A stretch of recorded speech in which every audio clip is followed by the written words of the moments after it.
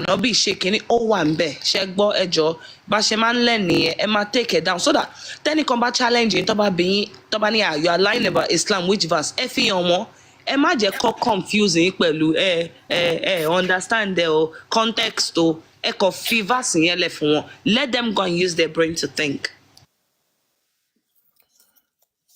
So gbogbo ilé ẹjí ká fún mufti pẹ̀lú aláwa ìfúláyè kí wọ́n bá fi sọ Quran àbádìsí kalẹ̀.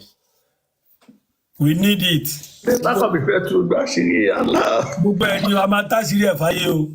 Bí you want to expose ibi tí ànábì ti jí pátákó. Ẹ bá mọ èpè tó ń ṣe fún mi bó dẹ̀ ti ń ṣe èpè fẹ́mi yẹn náà àìmí níbẹ̀ àwọn máa kó àṣírí wọn jáde kéèpè yẹn mọ wá pọ̀ sí èpè yẹn wá ti di ìsúre fáwa ojoojúmọ́ làwa náà rúbọ kéèpè lọ bẹ́lẹ́ pé kó padà sórí alásàsì gbogbo aburú tó tẹ kò sí èpè tẹ̀lé sẹ́fẹ́ mi sẹ́ gbogbo aburú tó ṣẹlẹ̀ sí Muhammadu kò lè ẹ́bà ṣẹlẹ̀ sí mi aburú ṣẹlẹ̀ sí Muhammadu ìwọ bọ̀bọ̀ yìí ò mọ̀ ayé bọ̀bọ̀ yìí bàjẹ́ débi pé akéèyàn dẹ̀ pé òun ṣiṣẹ́ fún àjọ̀nù Allah gbogbo ọmọ tó bí Allah's wife I want to ask Mufti ṣé Aisha ló kọ́ kú ni àbí Muhammadu? Muhammad kọ́kọ́ kú. Okay, Aisha náà sì gbẹ̀yìn Muhammadu. Ó lò bí àbí 60 something. 62 ọ̀tọ̀ tó kú ṣá or 64. Kò wá nọ́kọ̀ mí.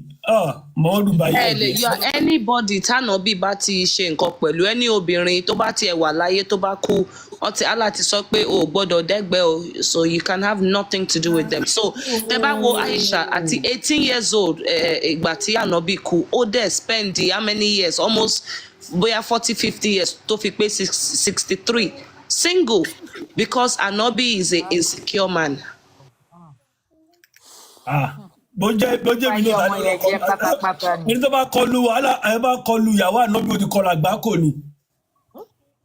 So Allah ti sọ pé ká má débẹ̀ o that's Quran olówó àkànní last week now Quran something tó ní pé àwọn obìnrin tànàbí lè bá ní nǹkan then at the end ó wá sọ pé mi ìrántí àyà yẹn mọ́. Ẹ wo kọ́mẹ̀ntì yìí mẹ́sẹ̀gì yìí ẹni yẹn fẹ́ kí ọmọ ọdún 5 látàrí àwọn shows yín ni òun àti ọmọ ọdún 3 ó fẹ́ kó wọn lọ sí ilé ẹ̀kọ́ fá. Lọ́wọ́ mi pé tí n bá ní reliable person ní ibi táwọn ń gbé. Ẹ̀yin náà lè bàbá find out ó ti fi kọ́ yín lọ́rùn nìyẹn. Òun náà ni but ṣe mọ̀ mo kàn tún jẹ́ kí gbogbo wa mọ progress. Yeah. Ṣé mọ̀ pé àwọn bàbá kan wọ́n ti ń gbé ìgbésẹ̀ lórí nǹkan tẹ́ sọ ń sìn yín torí kó lè kárí òun náà ló máa dá. Ẹ wo eléyìí tó threatening mi irú lórí. nìbàdàn ń sìn bàbá Ifálérè wọ́n ti ṣí nursery school kan up to secondary school Ifá dẹ̀ máa wà nù nǹkan tó máa kọ́ àwọn ọmọ yẹn ń bẹ̀ tí olúkúlùkù bá lè ṣe sí ìlú ibi tó wà Ọ̀ṣun Ọ̀yọ́ Oǹdó gbogbo ilẹ̀ káàárọ̀ àjíire kò bá dá kò bá dùn so àwọn èèyàn tó bá ń withdraw àwọn ọmọ wọn á máa ríbi mú wọn lọ kọsẹ́ni yóò fẹ́ káwọn ọmọ òun kán lọ kọ́ ní gbogbo Jagbajásìsì tó ń kọ́ ní school yẹn ní regular school Jagbajásìsì yìí torí ibi tán ti bà orí wa jẹ́ nìyẹn. Wọlé 1 minute olówó èkó àfáà kan wà ń bẹ̀ yẹn ó ń jẹ́ àṣàmbàkì. Any of you send the request. Ṣé mẹ́sẹ̀gì yìí mo máa bọ́ọ̀lù ẹ̀ ń sìn. Okay. Òun nìyẹn ẹ bá mi pé mo fẹ́ yí aṣọ ẹ̀ lálẹ́ yìí.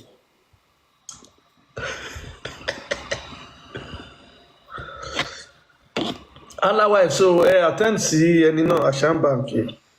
Sweet right. Anybody in Bibayo Asha who's that? Bàbá mo kí yín o ẹ káalẹ́ sà. Báwo ni ìyá mi? Dáadáa ni ẹ kú iṣẹ́. Ẹjọ́ ẹ jí ká múùtù fún ọ o. Báwo ni ìyá? network yẹn dà yìí fún àgbọ̀n yín o.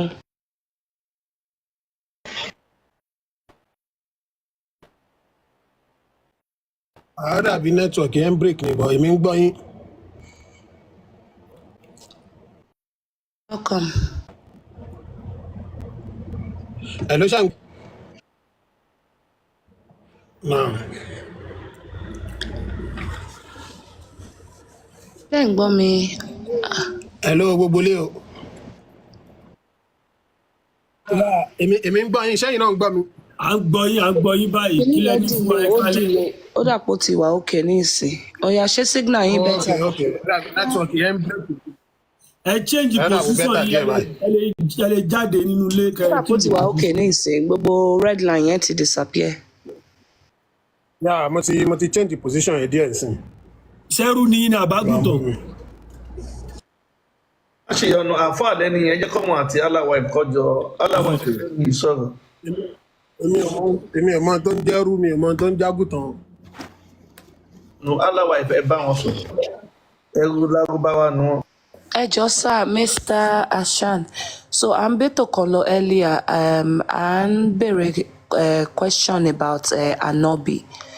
Wọ́n nípa Anobi fẹ́ ọmọ ọdún mẹ́sàn-án, ó dẹ̀ bá a sùn lọ́mọdún ọmọ ọdún mẹ́fà 6, ó dẹ̀ bá a sùn ní ọmọ ọdún mẹ́sàn-án. Bọ̀bọ́ kan wá sókè tẹ́lẹ̀, ó sọ fún wa pé k'Anobi tó bá ọmọdé yìí sùn ni pé ọmọdé yẹn ti ṣe nǹkan oṣù.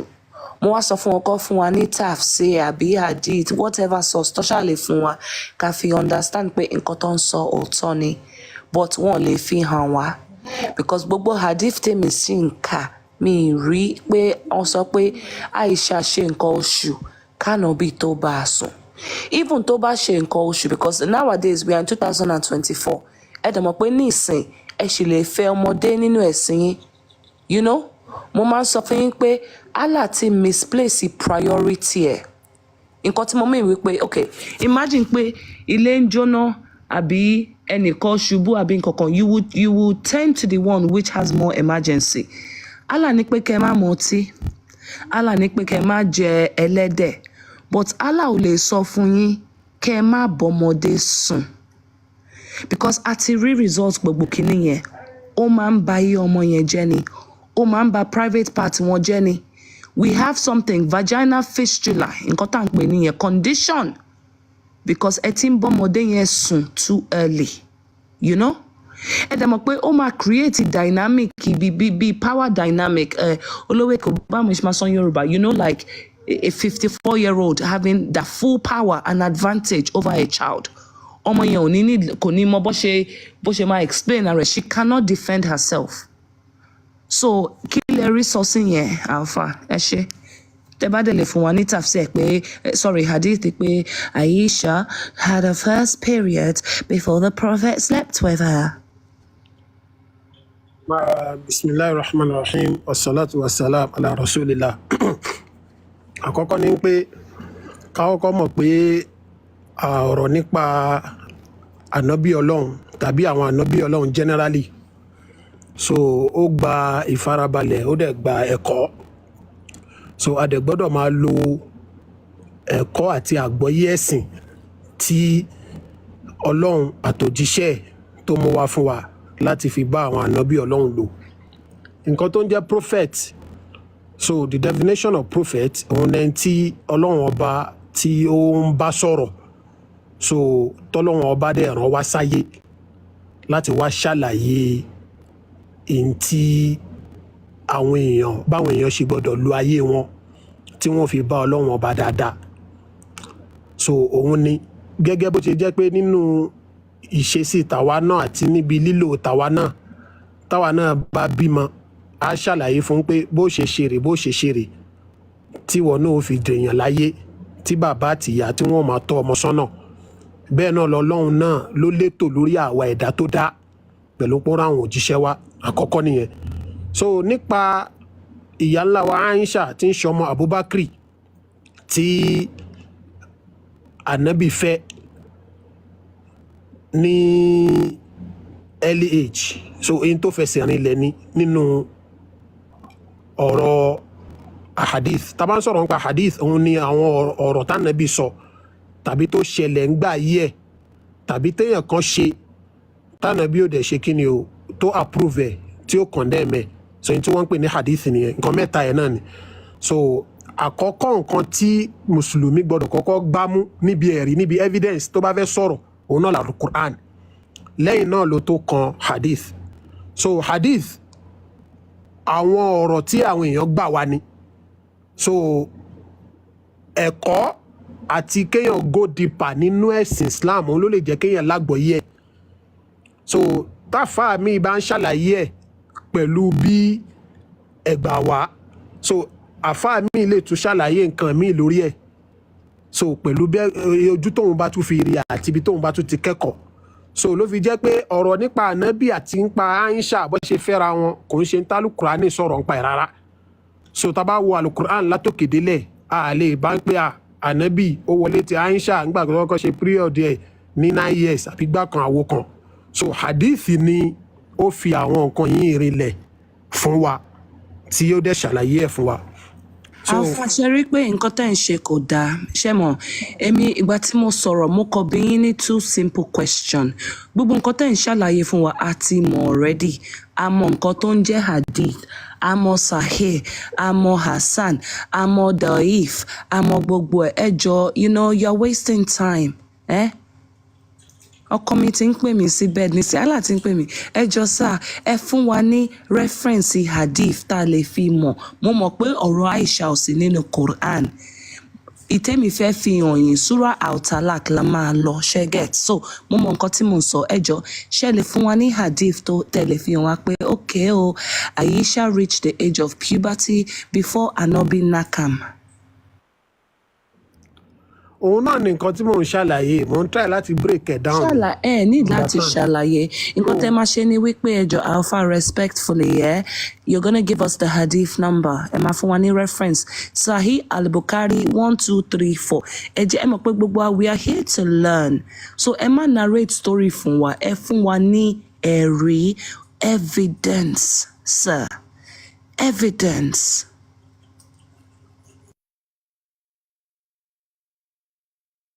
pé nǹkan tẹ́ ń sọ kò ń ṣòótọ́ ẹ kàn fún wa ní evidence you might be telling the truth 50-50 sure so ẹ fún wa ní evidence ẹ̀rí it's very simple.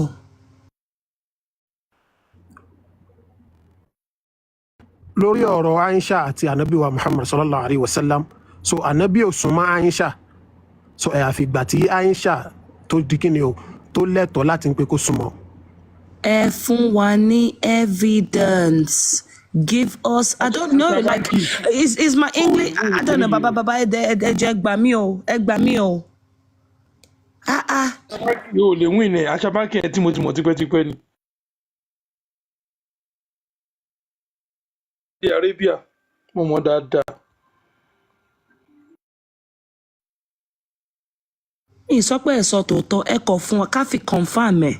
Because ẹ mọ̀ pé kì í ṣe ọpọlọ yín náà lẹ ti fi gbọ́ ẹ kà nínú ìwé ni so ẹ fi ibi tẹ́ ti kà ẹ fi hàn wá atẹ́kùn ẹ̀dẹ̀ ń sọ story hadith is the sunnah of the prophet we know we understand that's why tá bá ti ń sọ̀rọ̀ àwa náà à ń gbé dàífù wá síbí báyìí sahih la máa ń gbé wá síbí báyìí authentic accepted strong hadith tó lágbára. Ejo, ladies and gents, about our power tap. Keep power tapping the screen, please, guys. Aṣábánkì yóò lè win àwọn tó wà níbí mo ti sọ fún ẹ. Ní òkú ọlọ́tí tó sọ̀rọ̀ mọ́. ẹ jí kan try best wọn aláàbò help wọn. Mo mọ Aṣábánkì ju bẹ́ẹ̀ ṣe ròyìn tó kó lè win ni. Bàbá Allah máa help wọn. Ìgbà mi bàbá yín náà ẹ máa trust Allah díẹ̀díẹ̀ now. Tiẹ̀ fún ní chance at all. Aṣábánkì mọ̀ mí dáadáa kò lóhùn mọ̀ mí. Tí mo ti rí sí àti wọn lè fi ọdún méjì àbọ̀dún mẹ́ta Aṣábánkì tó sọ̀rọ̀ yìí. Ìṣe yẹn tán a máa wá ka Quran and not only Quran a máa gbé gbogbo school of thought sí wọn gbogbo nǹkan tó sọ nípa ká máa rí ọmọdé. àwọn gbólóhùn pé wọ́n ń dún ọmọdé àbí nǹkan kan bẹ́ẹ̀ kò ń ṣe tí èèyàn máa wà ń sọ. ní hadith reference èmi ò parọ́ nǹkan tí mo sọ mo dẹ̀ máa fi òun náà ẹ̀rí ni mo hàn try yín. láti ṣàlàyé fún yín pé ó wà nínú hadith nínú Sahih Bukhari. Which number? So nínú àkọ́dà. Hey, Prophet Google, oh, sallallahu alaihi wasallam for Prophet Google. Prophet Google more everything more than Allah. Just one simple go. Nǹkan tán lò nìyẹn. Ẹ dẹ̀ wá ẹ sọ pé ẹ fẹ́ defend ẹ̀sìn. Ṣé bẹ́ẹ̀ ni ẹ há gbogbo ẹ̀ sórí ni? Nǹkan tán náà yìí ẹ̀ tẹ̀ tí há sórí. Ẹni kì í sọ̀rọ̀ ẹ̀yin lẹ̀ tún jẹ́ sọ̀rọ̀ ẹni. Àṣà báńkì bí TikTok ṣe ń ṣiṣẹ́ kọ́ nìyẹn. Tẹ bá kúrò lójú péjì yìí, ẹ̀yin lè gbọ́ wa but a lè gbọ́ yín. Ṣé get? So bóyá bẹ́ẹ̀ ṣe ń kúrò because tẹ bá kúrò ó máa ń sọ fún wa lórí screen pé the user is paused or àbí live is paused. Ó máa ń pause yín ni so respectfully This sir. is my I don't come to TikTok o. Mo wá ṣàlàyé bó ṣe bí TikTok ṣe ń ṣiṣẹ́ so yeah so tẹ bá kúrò lórí app ó máa disappear à ní lè gbọ́ yín ẹ̀yin lè gbọ́ wa à ní lè gbọ́ yín so ẹ fún wa ní nọ́mbà ẹ sáré lọ check nọ́mbà yẹn so that tẹ bá ti padà wá ẹ kọ sọ Sahih Al-Bukhari 51111 ṣe get so ẹ sáré lọ check kẹ fún wa nọ́mbà èmi á ṣí lórí screen no wàhálà. Ó wà ní tábà lọ wọnú Sahih Bukhari nínú book 7 to 61. So a máa rí pé nọ́mbà wo Sahih Bukhari nọ́mbà wo. Aisha òun náà ni mo sọ pé book 7. 61 lẹ́sọ̀ ní ìsìn mi ò gbọ́ book 7 ẹ kọ fún wa nọ́mbà yẹn. Book 7 volume 7 no Sahih Bukhari. What's the book number? I think 62 or something. 62 or something ṣe sure because ẹ mọ̀ pé mi fẹ́ máa waste time. Sound sure ẹ tẹ́ bá mọ̀ pé 62 ẹ sọ ẹ ní sọ 62 or something. 62 I did 65.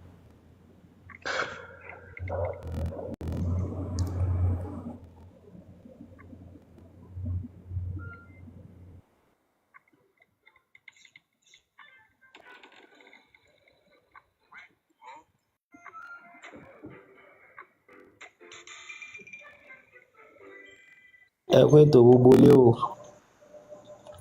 àáfàá gbọ́ ẹ ní sùúrù wọ́n sọ̀rọ̀ lọ́wọ́ náà ẹ ṣáà ní sùúrù ṣáà gbọ́ Wọ́n kí yín ní ṣé kíkí tó wọ́n dìjà ni. Bàbá ilé ilẹ̀ ń sọ̀rọ̀ ń pa. Tí Aisha narrate nípa bí Ànábì ṣe fẹ́ òun àti bó ṣe súnmọ́ òun. Hadith tí Aisha ń bá wa. No, this is not the right one. Any sorrow for me? Hold on.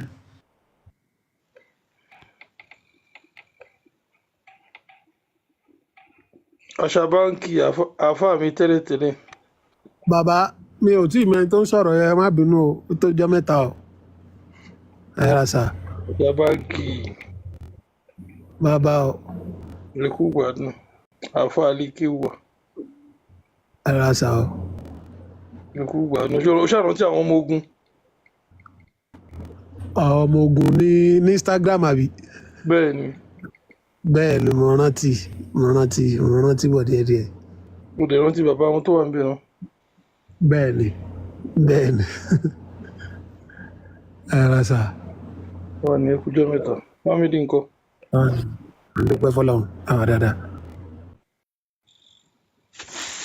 ìwẹ̀ lẹ́yìn lọ ń ti ọlọ́run wọ́n sì máa gbé yín jọ́kan. Ẹ jọ̀ọ́ mi àdìtẹ̀ fún wa mi mọ̀ bóyá exist o any volume 7 book 65 fún wa ní hadith number ẹ kàn ní volume 765 mo sì need the number reference hadith yẹn ṣe rí pé bó ṣe ń ṣe is in 3 stages Sahih Bukhari volume 1 book number 7 hadith 511 something mo ń fún yín lápẹẹrẹ ní ìsìn so respectfully èmi ò rí nǹkan tẹ́ ń sọ ẹ format ẹ properly ẹ jọ sá. Respectfully èmi ò rí nǹkan tẹ́ ń sọ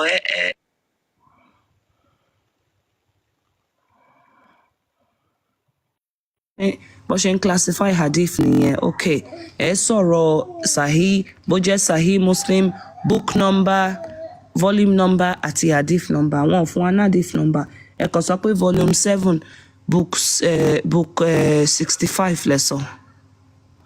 So ẹ jọ̀ọ́ sir, we need hadith to show that Aisha reached the age of puberty. Kanobi to nakam. Sahih Bukhari, volume 7, book 60, book 62, hadith 65. Let me type as a comment section. And Remy, let me waste time. Let me type a move very easier for me because it and change number up and down. Only mon type.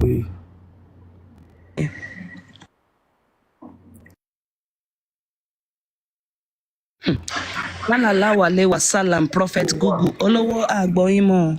Sallallahu alaihi wasallam. Echo. Sallallahu alaihi wasallam. Echo, me Modi. Shema, I think you should drop and come back, maybe. What you type, Yama? Wọ́n ti sá lọ o. Wọ́n ti type Adif mo dẹ̀ máa ṣí, wọ́n ti sá lọ. Network ẹ ní ò dá o. Maybe it's network. Network ẹ ò dá ni. But àfáà kan wà lókè yìí. Ètò Ọlọ́run.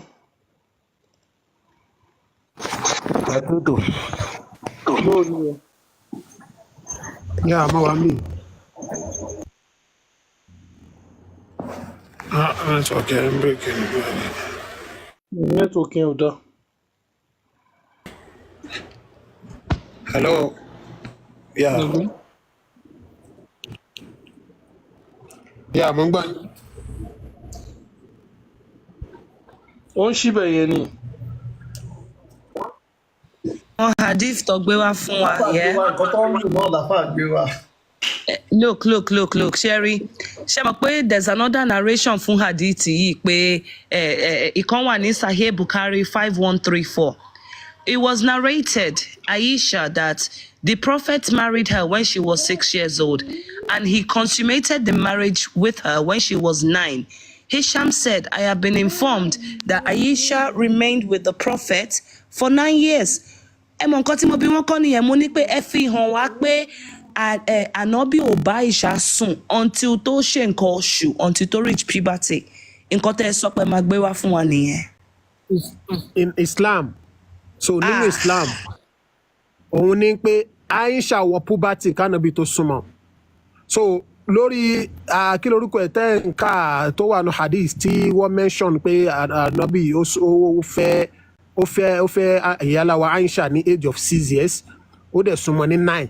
So hadith fi rinlẹ̀ so pẹ̀lú àlàyé pé Aisha wọ age of puberty kó tó dín pàdánù súnmọ́. Àwọn kan tún fẹ́ gbọ́ bẹ́ẹ̀ ni. Ṣé hadith àti àwọn bẹ́ẹ̀ ni. Ẹ kú afẹ́ o, ẹ gbáyọ̀, ẹ kú afẹ́ o. President General among the nation. Chosen gangan ni bàbá yìí.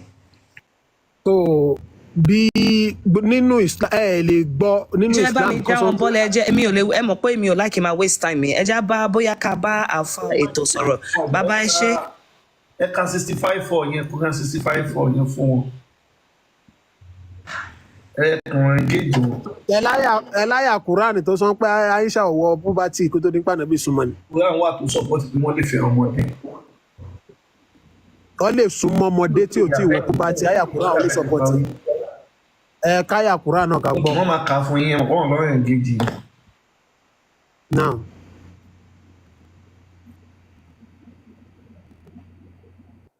Kí n tó bẹ̀rẹ̀ a máa establish nǹkan kan kí n tó bẹ̀rẹ̀ nǹkan tí mo fẹ́ kà.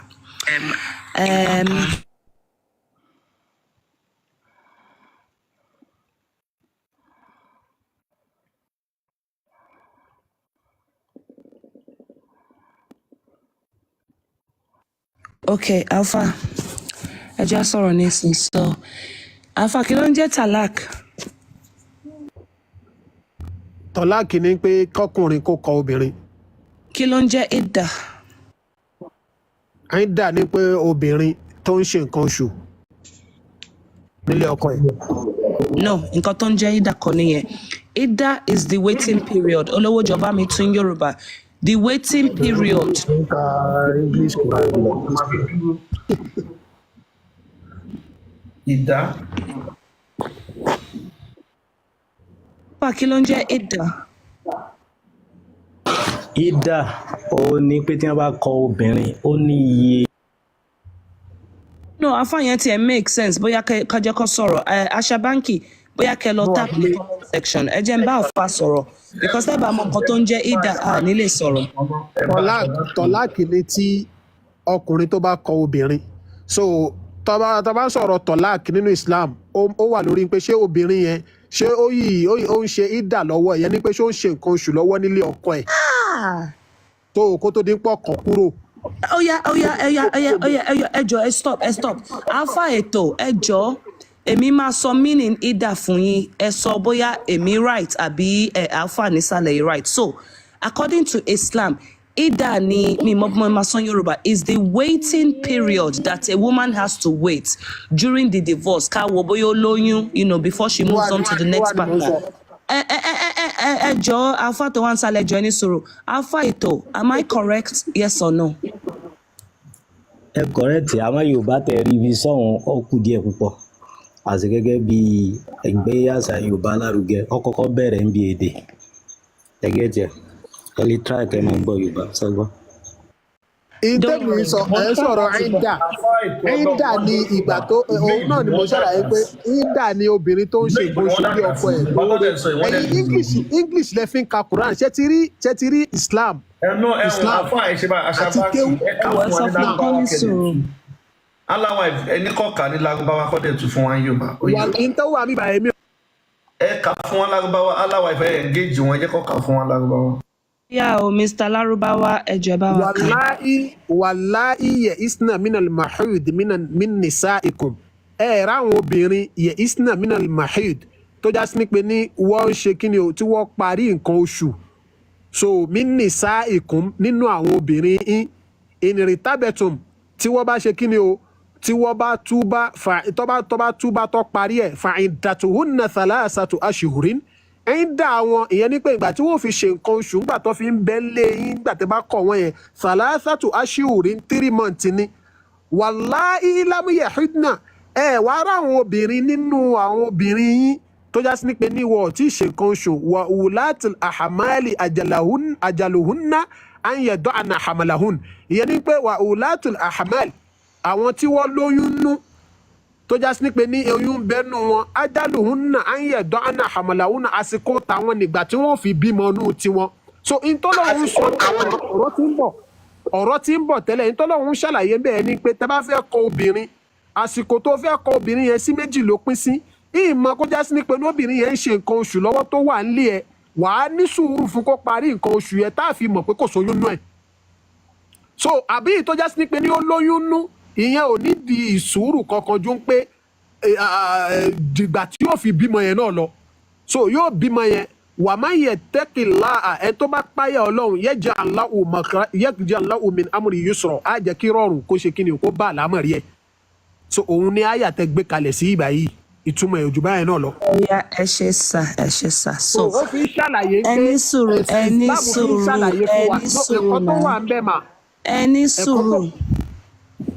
ẹni sùúrù please. So àwọn wo ni àwọn tí wọn ò tí ì ṣe nǹkan oṣù?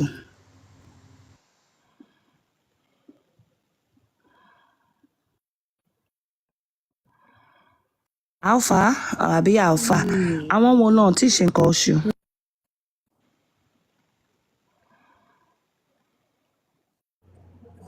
Ṣé mi lẹ́ ń bèè lọ́wọ́ ẹ̀ mà? Ẹni tó bá wà nú oyún ò ṣe nǹkan oṣù. Ẹni tó bá wà nú oyún ò ṣe nǹkan oṣù.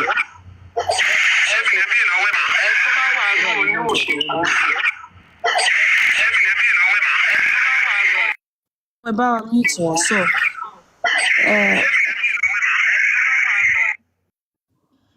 Okay. Pé àyà yìí. ẹ ṣe ń lọ sí gọ́gùn tẹ̀ ń padà yẹn nǹkan tó ń fa ẹ̀kọ́ yẹn nìyẹn. Sálọ, where's everybody going? Àbí ṣó ń drop àwọn èèyàn ni? àwọn náà ń sá lọ o ẹ̀mí wọn ò gbé ẹ mọ̀ pé àwọn àfáà mi ò gbọ́ nǹkan tó ń gbọ́ yìí rí so bí wọ́n ṣe tọrọ owó bí wọ́n ṣe lọ ní kàgbà bí wọ́n ṣe gbowó lọ́wọ́ àwọn ìyá wa àwọn bàbá wa wọ́n yìí tọrọ owó jẹun ìkan tó máa ń kà nínú Kùránì nìyẹn ìtúkùtù náà wọ́n dẹ̀ máa ń tú so tó máa ń gbọ́ gbogbo eléyìí wọn máa sá lọ ni wọn ò lè dúró kò ṣe dúró wò odidi wọn ò bẹ̀rù fún wọn. tẹ bá di question wọn tán bí akẹwà pa. bàbá àwọn àfáà tó ń tọrọ owó ẹyọ àwọn kó bẹ ẹlẹ. kò ṣe ohun tó ń bá yín sọ ẹ fèsì kọ́lá àwọn àdẹ́wà òkè mi ní bísíǹsì mi ṣe kò sáyé memorize gbogbo Quran kò sí tọ́kàn bí ti yóò gbọ́ rí. àwọn oṣù àwọn àfáà tó ń tọrọ owó àti tó ń ṣe kíní káàkiri á ṣàlàyé ẹ̀sìn bó ti rí àti bó ṣe tọ́ ni àwa kọjá gbogbo yẹn. alhamdulilah.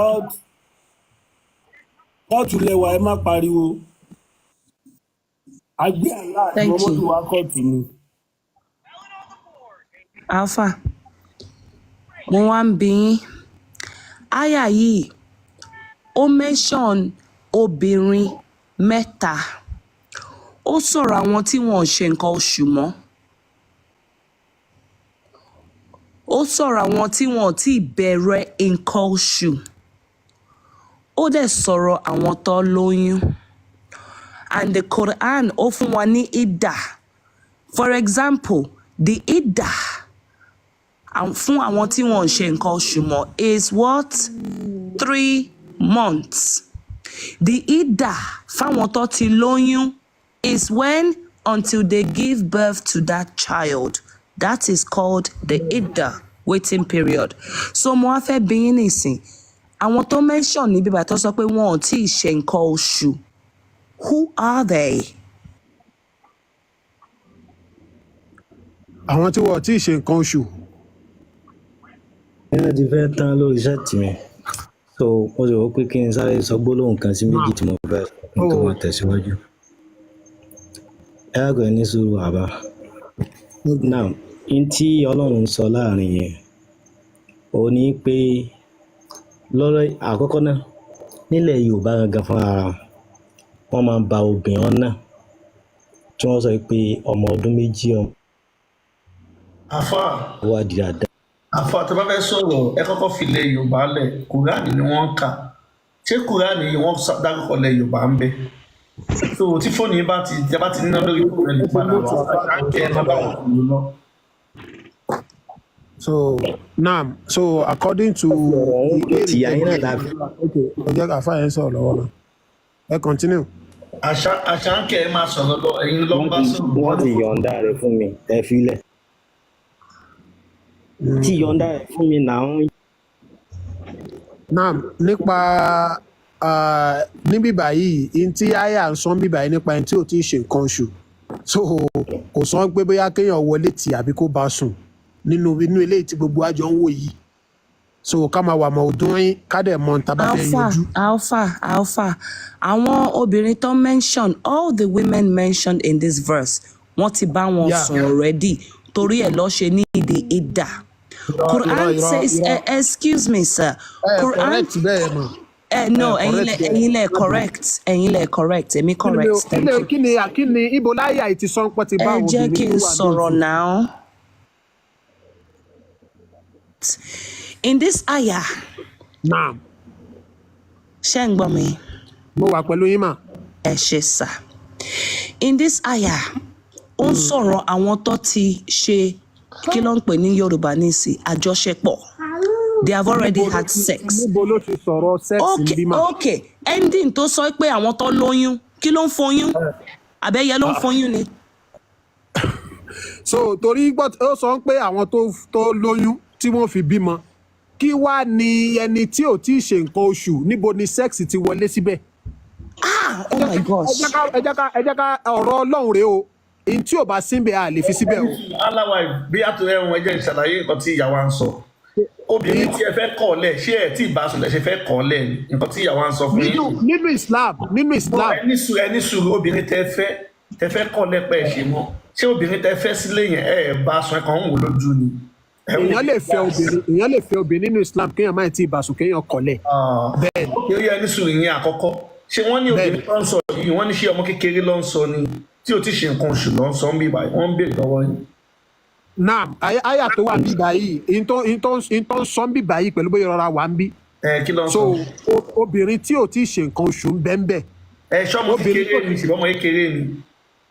ọmọ kékeré. obìnrin tí ò tí ṣe nǹkan oṣù lọ́wọ́ lóbìnrin tí ò tí ì bàlágà tí ò tí ì ṣe nǹkan oṣù. Lorada, thank you for coming.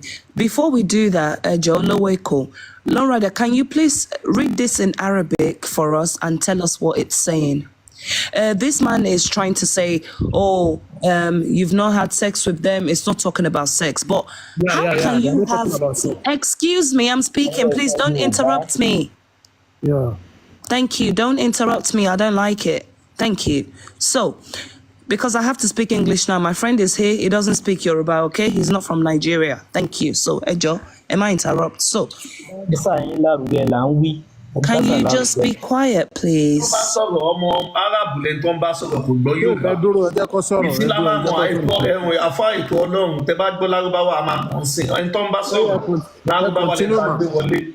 Continue, otherwise. Thank you. So Mr. Ashabanki initially said that Ida means what? Women that are menstruating. But he was corrected by his fellow Muslim brother Alpha Eto at the bottom next to you. Now, he has read this verse out in Arabic, but I don't trust his translation because he seems to be a very dishonest person. So, Lone Rider, before we go into the tafsir, I would like for you to read it for us in Arabic and if you can break it down for us. And then I will get the tafsir, Ibn Abbas, Ibn Kathir, Jalalain. We're going to look at all of them. So please, Lone, you can have the floor. Thank you, everyone. Please. Then go. Then leave. You don't have to be here. Leave.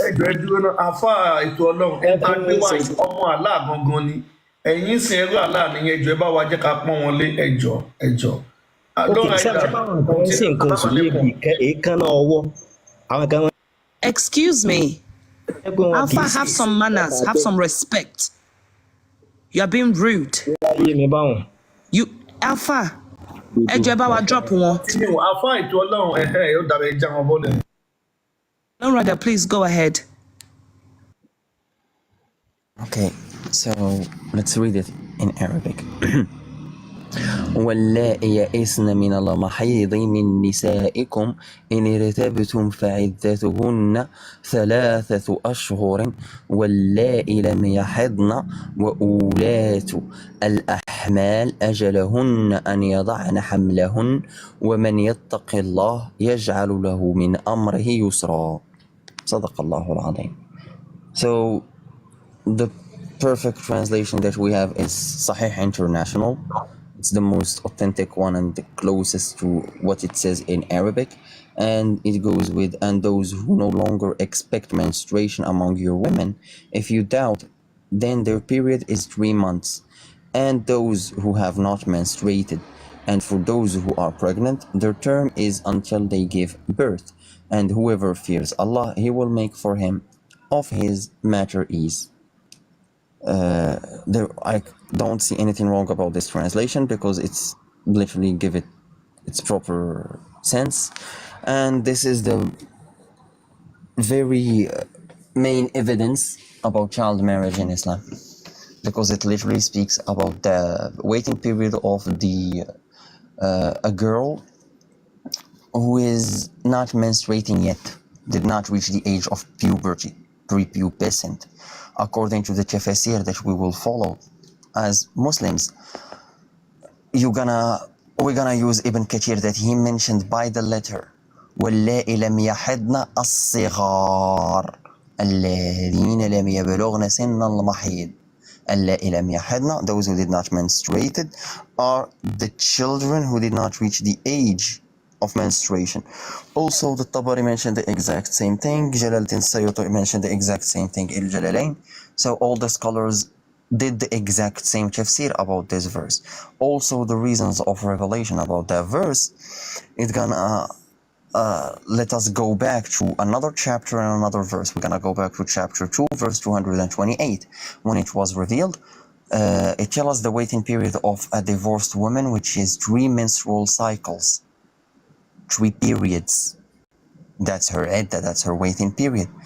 But a Sahabi came to the Prophet and he told him that we have an issue about that verse because it did exclude 3 types of women: old ladies, little girls, and pregnant women. Then this verse was revealed.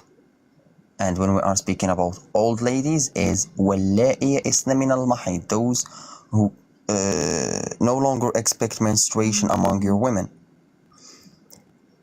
Little girls, وَاللَّائِي لَمْ يَحِضْنَ, pregnant women, أُولَاتِ الْأَحْمَالِ. The verse is very clear, and the tafsir is very clear, and it is accompanied by the reasons of revelation, and also some ahadith, and the situation of the Prophet, the sunnah of the Prophet, Mary and Aisha. Thank you, Lone Rider. So, Olaweko, please, let's read the tafsir by Ibn Kathir. So, it says, the iddah of those in menopause and those who do not have menses. Wọ́n wí pé àsìkò àti dúró fún àwọn tí wọ́n ṣe nǹkan oṣù mọ́ àtàwọn tí wọ́n ti ṣe nǹkan oṣù. Allah the Exalted clarifies the waiting period of the woman in menopause. Allah ṣe àlàyé nípa àsìkò àti dúró fún àwọn obìnrin tí wọ́n ti ní ìdádúró nípa nǹkan oṣù wọn. And that is the one whose menstruation has stopped due to her older age. Àwọn obìnrin tí wọ́n ṣe nǹkan oṣù ni àwọn obìnrin tí wọ́n ti ní ìdádúró fún nǹkan oṣù torí pé ọjọ́ orí wọn àgbà ti dé fún wọn. Her iddah is 3 months. Oṣù mẹ́ta ni àsìkò àti dúró. Instead of the 3 monthly cycles for those who menstruate. Tó jẹ́ pé bí àwọn tó bá ń ṣe nǹkan oṣù mẹ́ta náà ni. This is based upon the ayah in Surah Al-Baqarah 2:228. Ó wí pé bó ṣe ṣe sínú súrà tó ń pè ní ìwé màálù, Surah Al-Baqarah 2:228. And that's the first one. Second one, it says, the same for the young who have not reached the years of menstruation. Wọ́n ní bákan náà fún àwọn ọmọ tí wọ́n kéré tí wọ́n ti tó láti máa ṣe nǹkan oṣù. Iddah is 3 months like those in menopause. Wọ́n ní àsìkò àti dúró àwọn yẹn náà jẹ́ oṣù mẹ́ta gẹ́gẹ́ bí àwọn tó ti wọ tí wọ́n ṣe nǹkan oṣù náà mọ̀. Eja Durumbe, Alpha, please come back.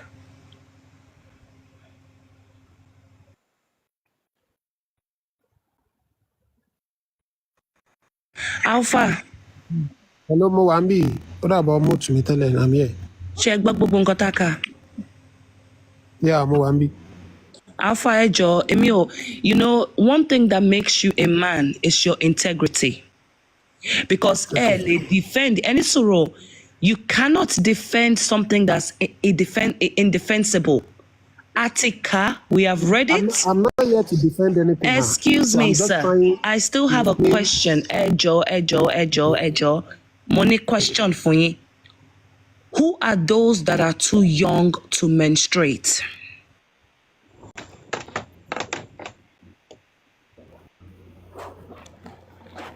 Ṣé ẹ máa gbọ́ answer mi mà? Ṣé ẹ máa farabalẹ̀ gbọ́ mi mà? Who are those that are too young to menstruate?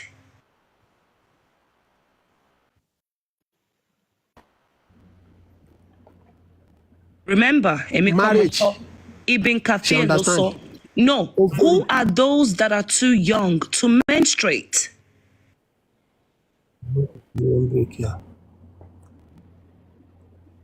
Ṣé ẹ fẹ́ kí n sọ̀rọ̀ ni àbí ẹ kò fẹ́ mú mi lóhùn? Who are those that are too young to menstruate? Wọ́n ní àwọn wo ló kéré tí ó jẹ́ pé wọn ò lè ṣe nǹkan oṣù. pé àwọn wo ló ń sọ ń bẹ̀ yẹn nǹkan tí wọ́n fẹ́ kẹ́ ṣàlàyé fún wa nìyẹn. Children. nínú Islam òun náà ni mo fẹ́ ṣàlàyé nínú Islam marriage kò depend lórí pé èèyàn gbọ́dọ̀ mature àbó gbọ́dọ̀ máa menstruate before kéèyàn tó fẹ́ yàn Islam nìyẹn. So menstruation àbí kéèyàn bẹ́ẹ̀ ni menstruation nínú Islam ó kàn fi wà ń pé ẹni yẹn ti tó kó marry ni. A lè fẹ́ obìnrin nínú Islam tí ò tí menstruate. So èmi ọ̀rọ̀ tí mò ń sọ yìí mò ń sọ títí dìgbà tí màá fi pàdé Ọlọ́run ni. So mi ò dẹ̀ ní nǹkan tí mo fẹ́ bò ń bẹ. Kò dẹ̀ sí nǹkan kan láti Who are those that are too young to menstruate according to Ibn Kathir? Obìnrin tó young tí ò tí menstruate òun náà lẹ́yìn tẹ́tí mọ̀. Okay. Àbí bóyá kò tí tó age pé láti menstruate. Ọmọdé. Okay, thank you. Ẹni sùúrù. Ṣẹ́gbọ́n nìsín ọtí ẹni sùúrù mo fẹ́ pè wọ́n lánàá bí. Ashanki, ẹni sùúrù, please wait. No. So now you have admitted, admit pé ẹni tí kò tí mature, kò tí reach age yẹn. So, tẹ́ bá wá sọ fún wa ẹni sùúrù, please wait. Tẹ́ bá wá sọ fún wa pé nínú Islam ẹ lè bá irú ọmọ bẹ́ẹ̀ yẹn sùn. Then why do they have an iddah? Because every single woman and female tó sọ̀rọ̀ nípa nínú àyà yìí, wọ́n ti dó wọn torí ẹ̀ ló ṣe ní the iddah. Quran chapter 33, is it verse 36 or 39 or 49? It says, if you marry a believing woman and you do not touch them, they don't need an iddah. Wọ́n ní àsìkò tó máa fi dúró because ẹ ti bá wọn sùn. So, tẹ́ bá ń sọ fún wa, if you're telling us right now that you have to wait till the girl reach puberty, why is there iddah for those that are too young to menstruate? And tó young láti menstruate tí wọ́n bá sùn ṣó lè bímọ ni ṣó lè lóyún ni. Yes. Ṣé tí o ti máa ṣe menstruation lè lóyún. Yes. Yes. And tí o ti máa ṣe menstruation lè lóyún. Yes. Báwo lẹ́yìn tí o ti máa ṣe menstruation yìí fẹ́ lóyún. No, right, that he's trying to ask us that somebody that's never started their menstruation can never get pregnant. So, Lowrider, please give us an English explanation. And I think, respectfully, Mr. Banky, ìgbà tó ń kọ́ yín ní science class, you didn't listen. Nínú Quran, ẹ fún wa láyà tí yóò sọ pé. Excuse me, your Quran is not a scientific book. Your Quran doesn't know science. So now, Lowrider will explain to us, and I'm going to explain it in Yoruba, how can somebody that's not had their period get pregnant? Please, go ahead, Lowrider. Wow. Literally basic biology, nothing Islamic in this. The period is the blood that come out of the woman after she gonna ovulate, and she would not get pregnant. So for a little girl to have her first period, it means that she already got an ovulation and she did not get pregnant. That's why she had a period. If she managed to have sexual intercourse during her first ovulation, she will get pregnant, even though with no first period. It's basic biology here.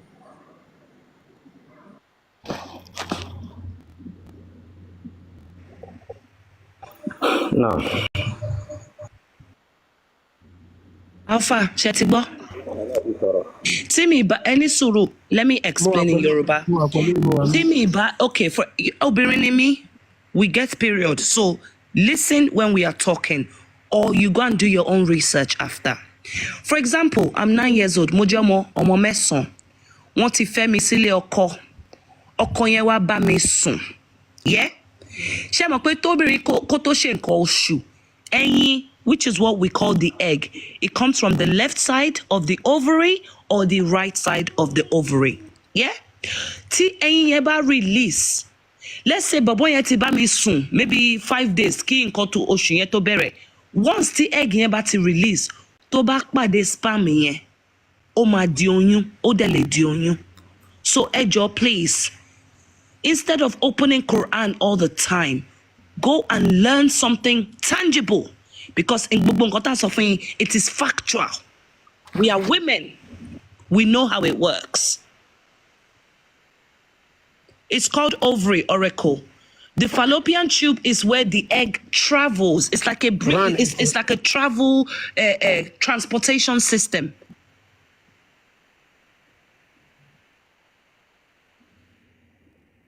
Mr. Ashabanki, why do young girls that have not reached their menstruation, why do they have an idda?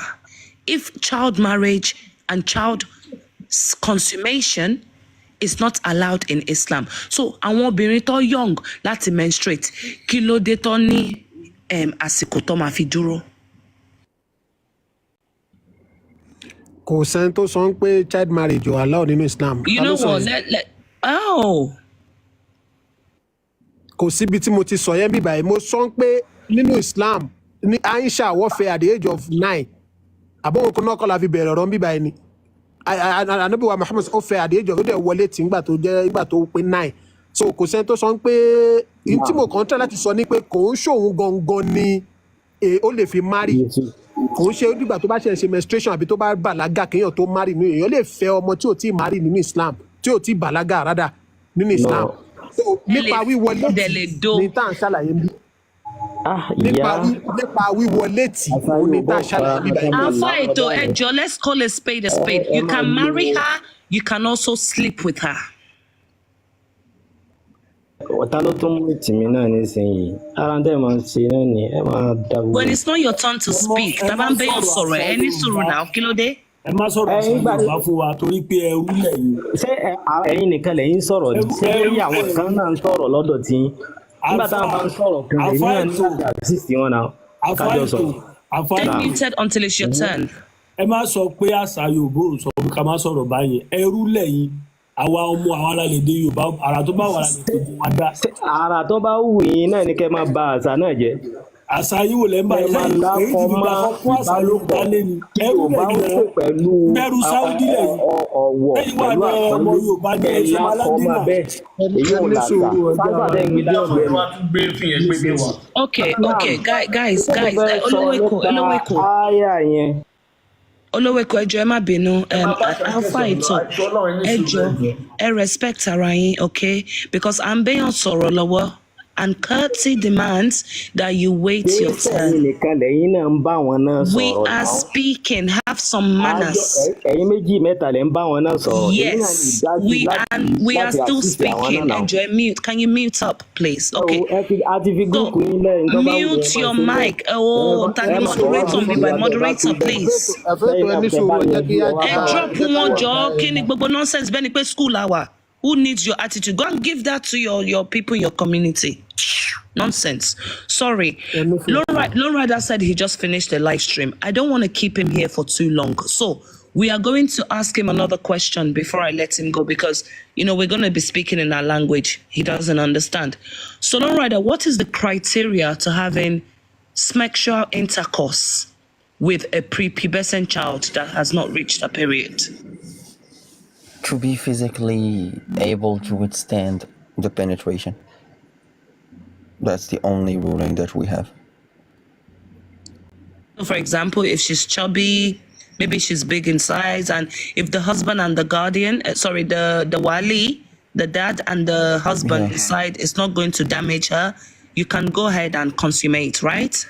That's it. If you want to go through the details, it says that if the guardian, which means her father or her grandfather, and the husband are agreeing about something that would not cause her any harm, so he can consummate the marriage with her. If they did not agree about that thing, when she is 9 years old, he will consummate the marriage with her. But the only criteria that we have before 9 is that she needs to be fat enough to withstand the penetration. This is what we have in fiqh. I'm gonna say it in Arabic and translate it in English. In fiqh of زواج الصغيرة, it says يجوز أن تتزوج الصغيرة ولو كانت في المهد ولا يبنى بها حتى تحتمل الوطأ فإن احتملت دخل بها. it is totally permissible to marry as young as 1 day old. She can be in her crib, but you are not allowed to consummate the marriage until she is physically able to withstand the penetration. If she can, then you are allowed to enter her. So Alhamdulillah. Emma Binuma, ẹ sọ̀rọ̀ lórí nǹkan tó sọ ẹ̀. Thank you, Lord Rider. Speak English if you can, so that you can have a conversation with him, please. Just for a few minutes. What I want to say about that is that, so if you want to marry a lady, I think maybe at that age, 6 or 9 years old. So it depends on the lady. So and the culture. So Islam did not just leave us like that we can marry 9 years old and started consuming or having sexual intercourse with her. Just not like that. So a lot of ayat in the Quran. So there is fiqh, as my man mentioned. So what is called fiqh is jurisprudence. So the Quran has tafsir, has jurisprudence, and the scholars. What is the sense of the scholars on each ayah? So when we see an ayah in the Quran, we can't just go to the ayah like by translating it with translation, English, or trying to explain by our own knowledge. So in Islam, I'm here now in Saudi Arabia. I'm doing my masters. So there are a lot of people here doing masters in hadith, doing masters in tafsir, doing masters in fiqh, using 12, 13 years here to understand what the meaning of tafsir, what is the Quran says. So here is not, you are not talking about maybe you are in Nigeria, you just finished Thanawi, or you spend 7 years in school and you categorize yourself as an afa. No, every food I can land now, Baba. I can land now. Subhanallah. Mo ń sọ̀rọ̀ lọ́wọ́ now, alájà wa nígbà wọ́n ń gbọ́ mi, mo ń sọ̀rọ̀ lọ́wọ́, ẹ má interrupt, ẹ jẹ́ kí n land, ẹ jọ̀ọ́ torí Ọlọ́run. So nípa now also one can show English. So to understand the ayat of the Quran, in our own culture in Yoruba now, so you can't just wake up that okay, you are a Muslim, and in the hadith, wallahi lam yahisna min al-mahid, so you just bring out the verse and you said you want to marry 9 years old. So it did not sound well in our own culture in Nigeria, Yoruba, or anywhere. You bring your culture. Islam is not your culture. I'm trying to explain. I want ayat. No, you are done. You are done explaining. Laura, can you respond that you didn't make up the explanation? Let my man respond to what I said. Okay, I'm gonna respond to what you said. First of all, I'm not gonna allow you to actually belittle my accomplishment and my studies that I had. Not say I have a master's degree in علوم الشريعة وأصول الفقه في الفقه المالكي. Okay. No. To be more precise, if you wanna talk about fiqh right now, we're gonna talk about fiqh. I'm not even gonna use the tafsir. I'm not gonna use the hadith. I don't care about that. For me, it's just like BS. Let's use the fiqh. So when we're gonna use the fiqh, choose any jurisprudence you want right now. Any school of thought. Name one. Again, we are speaking about Ahl Sunnah wal Jama'ah. So we have 4 of them. Choose one. Choose one. Yeah, are you talking to me? Oh. Yes, I'm talking to you. Choose one. Choose any jurisprudence right now. Hanbali. Okay, Hanbali. If we're gonna use the Hanbali, so I'm gonna use the books of Imam Ahmad ibn Hanbal. Imam Ahmad ibn Hanbal said in his book about al-fiqh al-Hanbali. What did he mention in the book of marriage, the book of nikah? What did he mention about the condition to marry in general? What are the conditions in your wife? Did he mention that she needs to be of age? Did he mention that she needs to be mentally sane? What did he say? Even before we go to the Hanbali, there is the hadith. No. Stay on topic. Stay on topic. No. Yeah, okay. I'm here. Again, you mentioned the fiqh. I'm gonna get you from that. From the exact same thing that, because this is my method. I use your own evidences against you. You chose the jurisprudence yourself. You said Hanbali. This is what you chose. Okay? I'm not gonna even telling you the Imam X said this and he is a Hanbali Imam. I went to Imam Ahmed ibn Hanbal, the What person have who I said that you want to go invented against? the madhab. No, wait. Please, Again, I'm please gonna be, asking you a please be simple question. specific. Let him What? finish. You chose Hanbali. I want you to be specific so that we don't go far. So what did I mention there that you want to go against so that I can know where you are coming from? Because I didn't Yeah, even tackle let's. you on what you said. I'm just trying to explain to Adia. So we are on the same side. Okay, We are on the same way. we are So explaining I just never like said little what he said. I never said Please let him what you just finish said. now. No, mo fẹ́ So mọ ibi tó ń lọ ní so that Yeah, then let him. You want to know where you. someone is going. Let them land. Then you will know. Come on, sir. Okay. Please. Imam Ibn Okay, Hanbal sir. said in his about marriage, he mentioned something very beautiful, and also Imam Shafi'i agrees with him about this. Age and mental health, it's not a necessity, it's not a condition for marriage, because a prepubescent can get married and a crazy person can get married, and their nikah contract is correct and it is authentic. This is Imam Ahmad ibn Hanbal. What did he say about the consummation of the marriage? He said about the consummation of the marriage, إذا بلغت الوطأ وطئت. When she reaches the proper condition to have sexual intercourse, that's it. That's what he said. إذا بلغت الوطأ وطئت. Please, I'm sorry, I don't want to cut you off. Kí ni àwọn nǹkan tó ń ṣẹlẹ̀ ní comment section bí báyìí? First time tí màá wọ̀ tí kí ló táwọn èèyàn ń ṣe pé mi ò wọ TikTok. I'm Don't worry sorry. about comment section. Let's focus, please. Focus. Lone Rider, he's worried about why people cussing him out in the comment They are section. cussing in the comment section. Yes, you not deserve nice. it because you've been lying. I deserve curse. Yes. So please focus. It's okay for you. It's okay to be cursed like this. Will help you. Literally, any curse you're gonna receive, any insult you're gonna receive, it's another hasana in your credit. Islamically speaking. Again, you chose Imam Hanbal. We went to what did he say about child marriage. Hanbali agrees about child marriage and they don't condemn it, and actually gives you a lot of evidences that it exists. Again, I did not use the seerah, I did not use the hadith, I did not use the Quran. I use the fiqh and only the fiqh. Thank you, Lone Rider. To be honest, I don't think there's anything more to argue about. If anybody wants the book, you want the sources, let us know. We'll be able to send you the link. You can download the books yourself.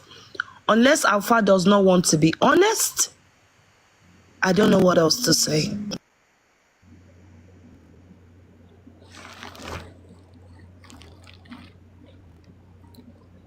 Please, in 1 minute, I would like to chip in one or two things. Ashambanki, Lone Rider, I want you to take note that Ashambanki did not contradict what you said, but I'm trying to get his point on the consummation part, because at first Ashambanki made it clear that Islam did not have any specific rules in getting married to a child. But I want to know his thoughts on the consummation, because after you spoke about the consummation, he made some sentences, some statements which I don't understand because it is out of context. He was trying to say that the Yorubas, pé àwa Yorùbá a lè fọpọ lórí wa gbé. So it is not contradicting or supporting what Lone Rider has said. So I want to know where he stands. Thank you. tó tẹ̀ tí ń ṣe pé tó ń sọ̀rọ̀ yìí mi ò tẹ̀ rírun I kan don't báyìí. understand your question, Big Cash. comment ẹ jọ ní comment section. Ó ṣe pé bá mo wo comment mi ò wo comment ojú mi kàn lọ síbẹ̀ ni. ẹ má bínú ẹ jọ. So mi ò mo kàn rọra wá bí this is my first time coming on live on TikTok. I don't so mo bó ṣe máa ń ṣe mí. That's why you should try to be as honest as possible. But No, we're just honest, Mama. just I'm we're very, honest. very- No. I'm very, very honest, You were not yeah. honest because in I'm the not- beginning, I'm sorry. you told I'm me sorry. Ida, I'm you sorry. told me Ida is women that are menstruating, but that's not what Ida is. Even your fellow Alpha, he disagreed with you and he said I was correct. I'm just trying to Yeah, translate but if you or don't know explain the something, ayah. I think it's better for you to say you don't know rather than mislead people. I know the No, ayah. you were wrong, Alpha. Your fellow Alpha corrected you. Yes or no? I'm wrong Yes that or way. no? No, I Alpha, think I did your skip. fellow Alpha correct you? Yes or no? I skipped the puberty side. I'm not wrong. I translated it. Look. It's okay. I don't like dishonest people. Anyway, I'm honest. Yes, I'm sir. honest. no, I'm you are not collecting honest. money yet. You are not Big honest, Cash sir. You're not listen to me honest, sir. Big Cash, can you Allah's please wife. repeat your question? Yes. What I'm trying to say is that I should acknowledge that Ashambaki is a very smart man, because when Lone Rider actually made his statement, he actually explained the process, like the procedures of getting married, that there is no any boundary in getting child marriage. So Lone Rider actually made some points on the consummation. I was expecting Ashambanki to either oppose or support what Lone Rider has said. But after Lone Rider has made his statement, Ashambanki took the mic and he didn't make any point in either supporting or opposing what Lone Rider has said. That is my point. That Allah's wife, Ashambanki is not stating whether he supports. I want to know his thoughts on the consummation. Like, after getting married to a child, tabati fe ọmọ kékeré tán, àti wọlé tọ́ yẹn gangan, Ashambanki ò tí sọ̀rọ̀ lórí ẹ̀. So that is why I'm saying he's a smart man. I want him to hit the nail on his head. Is Lone Rider on point or not? There is something they called in Islam urfu, al-urfu. So al-urfu means culture. So al-urfu urfan. So in Tabang, what we call culture is culture. So we can't dispute it. And the fact that the culture did not have any effect in our religion, so we are good to go. So in Nigeria, I'm in Saudi Arabia, I know how Arabs do some things that we don't do it in Nigeria. And what Arabs are doing here does not have any issue with Quran or Hadith. So it's fine. And in Nigeria too, what we are doing that is, I can't say it's opposite, but it's not exactly what the Arab is doing here. Does not have any issue with Quran and Hadith too. So we are fine. That is awful. So, Islam, You can see that the man is very smart indeed. I think he should run for politics. Because Big Cash, excuse me, Big Cash, you asked a very, excuse me, Ashanti. No, the runway is clear. You need to land your airplane. Big Big Cash, you asked a simple question. Let me land. Big Cash asked a question. Let me answer him. Let me answer him, man. Let me answer him. Can you consummate the marriage? Yes or no? That was the question he's asking you. I can't answer that question straightforward like that. Can you consummate the marriage? In Islam, even in the Hadith, the Prophet never mentioned about consummating a child or something in the Hadith when he's talking to us that if you want to marry. Anabi sọ pé tunka ulimari atul arba'in. Ó máa fẹ́ obìnrin torí nǹkan mẹ́rin ni. Li jamaliha wa maliha wa nasabiha wa diniha. We married because of 4 things. The Prophet never mentioned maybe you are 9 years or 10 years old, you have not reached the maturity. This is ayah. This is a verse that we have to be very. It is a sensitive verse.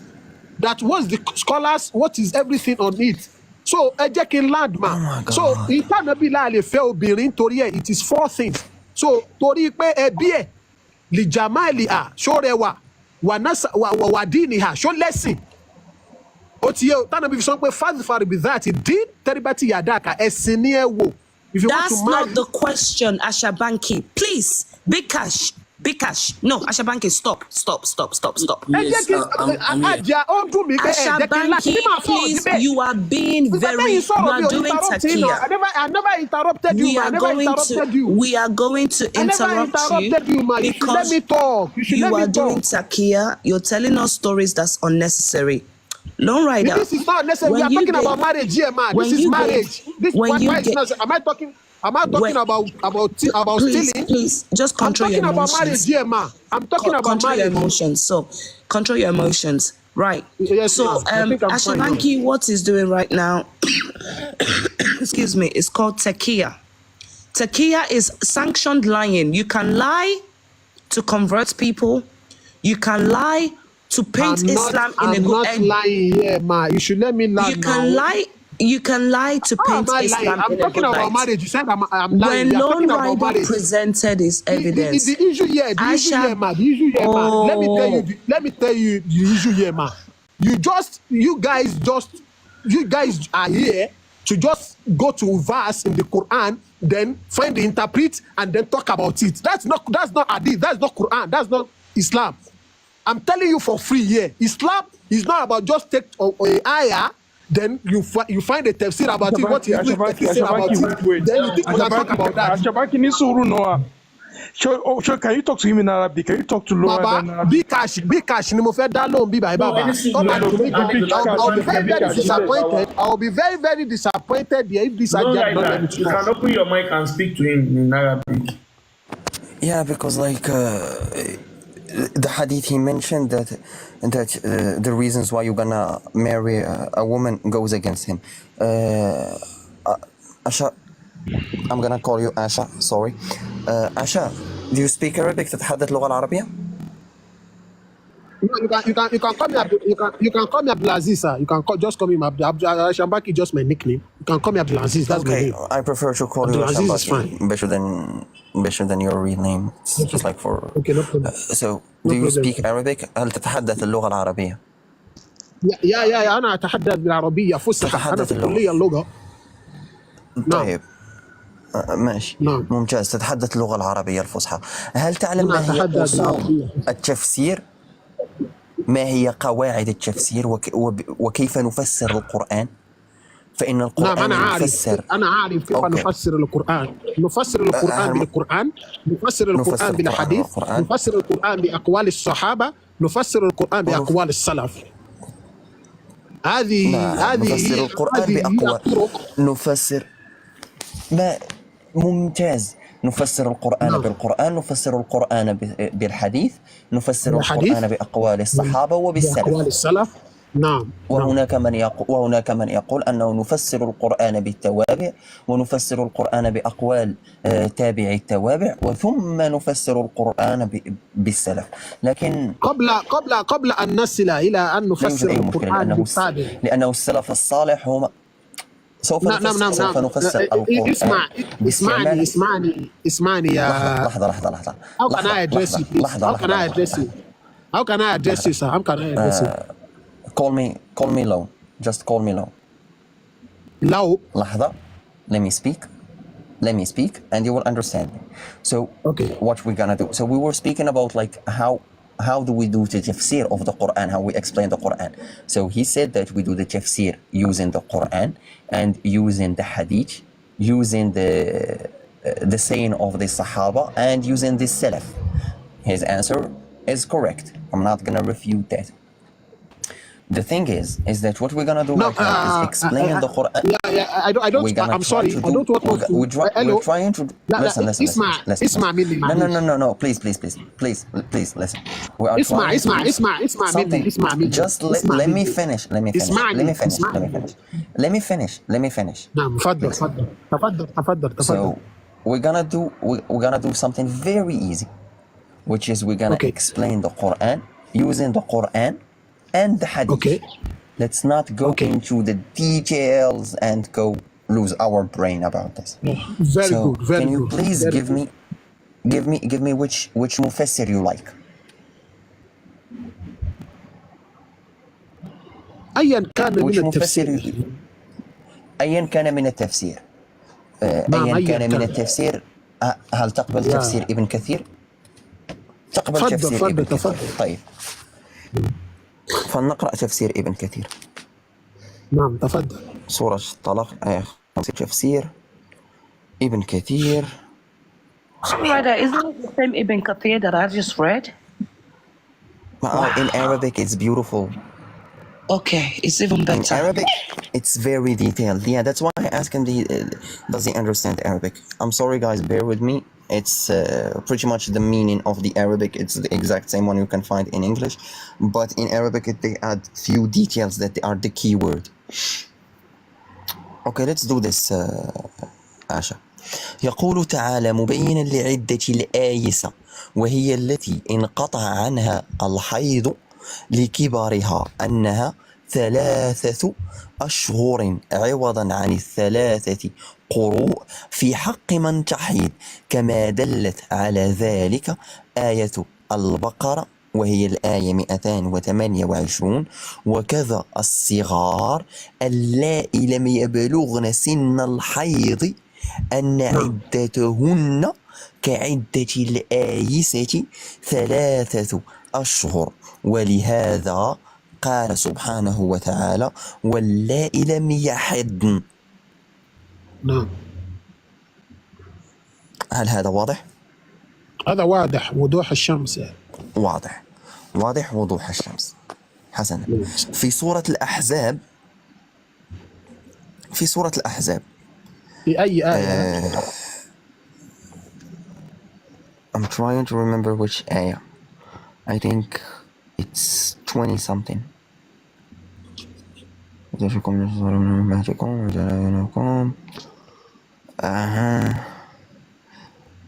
Yes, it's 33, there it is. 49. Shall I put it on the screen? Yeah. Thank you, Sheikh Al-Kufr. I need the tafsir of it in the Arabic, so it will explain why we know that consummation of marriage is permissible for the prepubescent.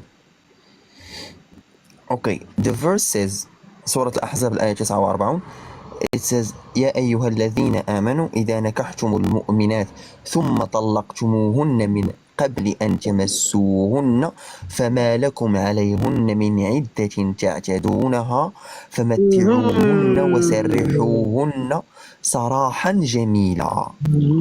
In English, Sahih International, chapter 33, verse 49. O you who have believed, when you marry believing women and then divorce them before you have touched them, i.e. consummated the marriage, then there is not for you any waiting period to count concerning them. So provide for them and give them a gracious release. So that means, I'm sorry, I want to say something here. That means you can actually marry in Islam and you won't even touch the lady or touch the woman. And you can, after the marriage, you can marry. I'm sorry, let me repeat myself. You can marry in Islam without even touching the lady, then you can divorce. This is the ayah here. Yes. I think okay. Alhamdulillah. Now continue. Yes, sir. we know that. We're not gonna deny Definitely that. But we can marry. We can marry without touching the person. If you don't touch them, they don't need iddah. Aha. You know if what you we are don't touch doing them, right they now, don't need it. Yeah, they don't need it. Yeah, because you have not touched them. Asha, do you know what we are doing right now, me and you? We are doing something. It's very beautiful, and we are doing it subconsciously. Is we are doing the tafsir using the methods of the mufassirin without breaking any rules. This is why I'm using this. أنا أفسر القرآن بالقرآن. ومن هنا استنبط الحكم الشرعي. أوكي. فإن ابن كثير يقول في تفسير هذه الآية، يقول هذه الآية الكريمة فيها أحكام اشتملت على عدة أحكام كثيرة، منها إطلاق النكاح على العقد وحده، وليس في القرآن آية أصرح في ذلك منها. وقد اختلفوا في النكاح، هل هو حقيقة في العقد وحده أو في الوطء أو فيهما، على 3 أقوال. واستعمال القرآن إنما هو العقد والوطء بعد، إلا في هذه الآية فإنه استعمل في العقد وحده لا للوطء، لقوله: إذا نكحتم المؤمنات ثم طلقتموهن من قبل أن تمسوهن. وفيها دلالة لإباحة الطلاق المرأة قبل الدخول بها. أوكي. وقوله المؤمنات خرج مخرج الغالب، إذ لا فرق في الحكم بين المؤمنة والكتابية في ذلك بالاتفاق والإجماع. وقد استدل ابن عباس وسعيد بن المسيب والحسن البصري وعلي بن الحسين زين العابدين وجماعة من السلف الصالح بهذه الآية على أن الطلاق لا يقع إلا إذا تقدمه نكاح، لأن الله تعالى قال: إذا نكحتم المؤمنات ثم طلقتموهن، فعقب النكاح بالطلاق، فدل على أنه لا يصح ولا يقع قبله. وهذا مذهب الشافعي وأحمد بن حنبل وطائفة كثيرة من السلف والخلف رحمهم الله تعالى أجمعين. وذهب مالك وأبو حنيفة رحمهم الله إلى صحة الطلاق قبل النكاح، فيما إذا قال: إذا تزوجت فلانة فهي طالق، فعندهما متى تزوجها طلقت منه. واختلف فيما إذا قال: كلما رأت أتزوجها فهي طالق، فقال مالك: لا تطلق حتى يعين المرأة. وقال أبو حنيفة النعمان رحمه الله: كلما رأت يتزوجها بعد هذا الكلام تطلق منه. فأما الجمهور فاحتجوا على عدم وقوع الطلاق بهذه الآية. قال ابن أبي حاتم: حدثنا أحمد بن منصور المروزي حدثنا النصر بن شميل حدثنا يونس يعني ابن أبي إسحاق، سمعت آدم مولى خالد عن سعيد بن جبير عن ابن عباس قال: كل امرأة أتزوجها فهي طالق. قال: ليس بشيء، من أجل أن الله تعالى يقول: يا أيها الذين آمنوا إذا نكحتم المؤمنات ثم طلقتموهن. Okay, here we're gonna go to the consummation of the marriage. So I gave you right now the marriage, what you can divorce, when you can divorce. You need to marry first. Definitely. وقوله فما لكم عليهن من عدة تعتدونها، هذا أمر مجمع عليه بين العلماء، أن المرأة إذا طلقت قبل الدخول بها لا عدة عليها فتذهب فتتزوج في فورها، أي في حين ثانية طلاقها إذ شاءت. ولا يستثنى من هذا إلا المتوفى عنها زوجها، فإنها تعتد منه 4 أشهر و10 إن لم يكن دخل بها بالإجماع أيضا. You want me to continue? Or this is a good evidence for you? أولا قولك هذا أنا لا أعارضه أبدا، وهذا ما قاله الأخ في الفوق بكاش، هو يقول: أنا ما أيدتك على ما قال ولم أعارضك عليه. الذي أنا أقوله واضح، هو يعني في مرحلة الوطأ بين الزوج والزوجة أنا لا أدخل في هذا الأمر. الذي أنا أقوله هو ليس على أننا يعني نأتي بآية ونفسرها بالإنجليزية ونحكم عليه مباشرة، بدون أن نسمع أو نقرأ ما قاله المفسرون، ما جاءت به الآيات الأخرى.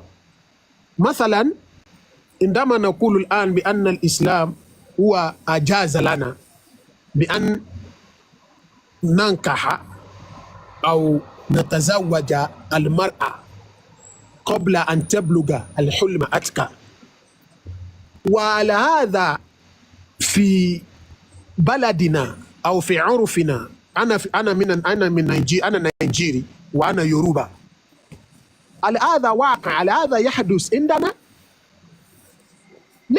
ليس واجبا أن نتزوج بالمرأة التي لم تبلغ الحلم، ليس واجب. إذا كان موجود في القرآن لم يأتي بصيغة الأمر.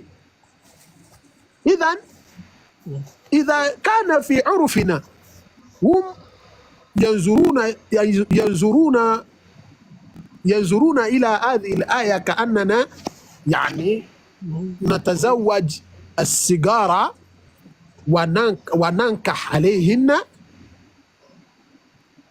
يقولون ذلك حرام أو يقولون ذلك ليس جيد. إذا لماذا لا نترك ذلك ونصبر حتى تبلغ المرأة الحلم قبل أن نتزوجها؟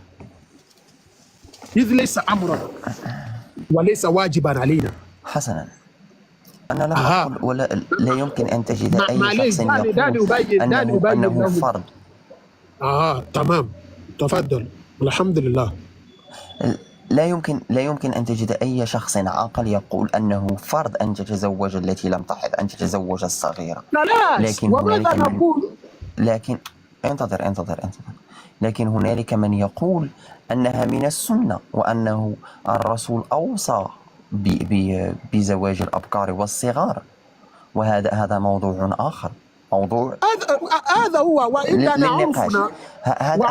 وعرفنا لم يقبل ذلك.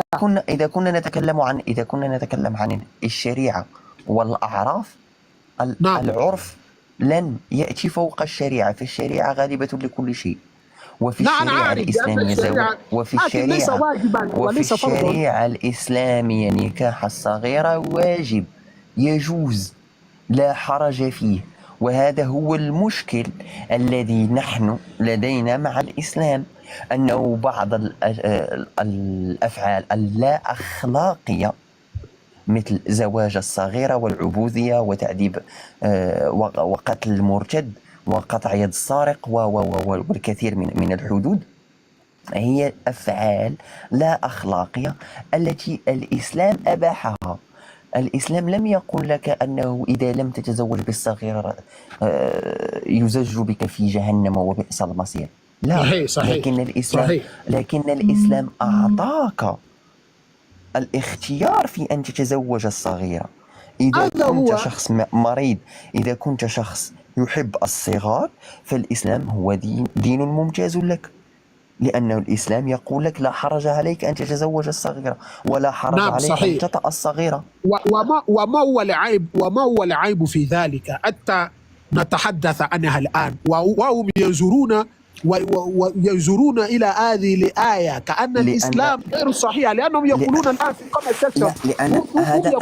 في comment section pedophile. هذا لا ينبغي للمسلمين. نعم، إن زواج الصغيرة فهو نوع من أنواع البيدوفيليا. ولماذا نتحدث عنه؟ لعدة أسباب، منها أن زواج الصغيرة هو مشكل حاليا في هذا العالم، في هذا العصر. فمثلا في العراق أصبح سن الزواج هو 9 سنين. مثلا في اليمن وأفغانستان الكثير من الأطفال يموتون جراء الوطأ وهن صغيرات.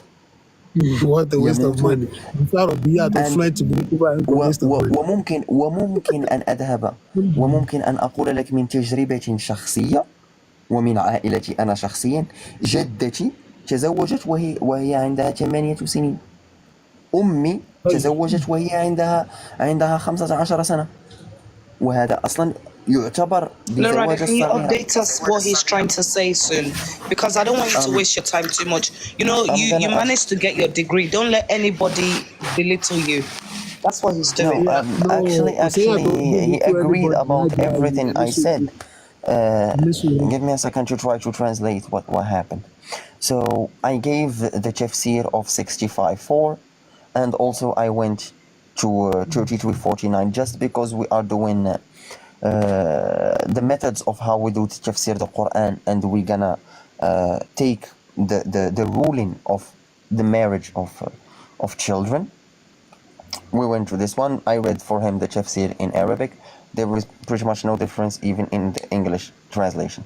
And he said something that, first of all, he was not talking about the consummation of marriage.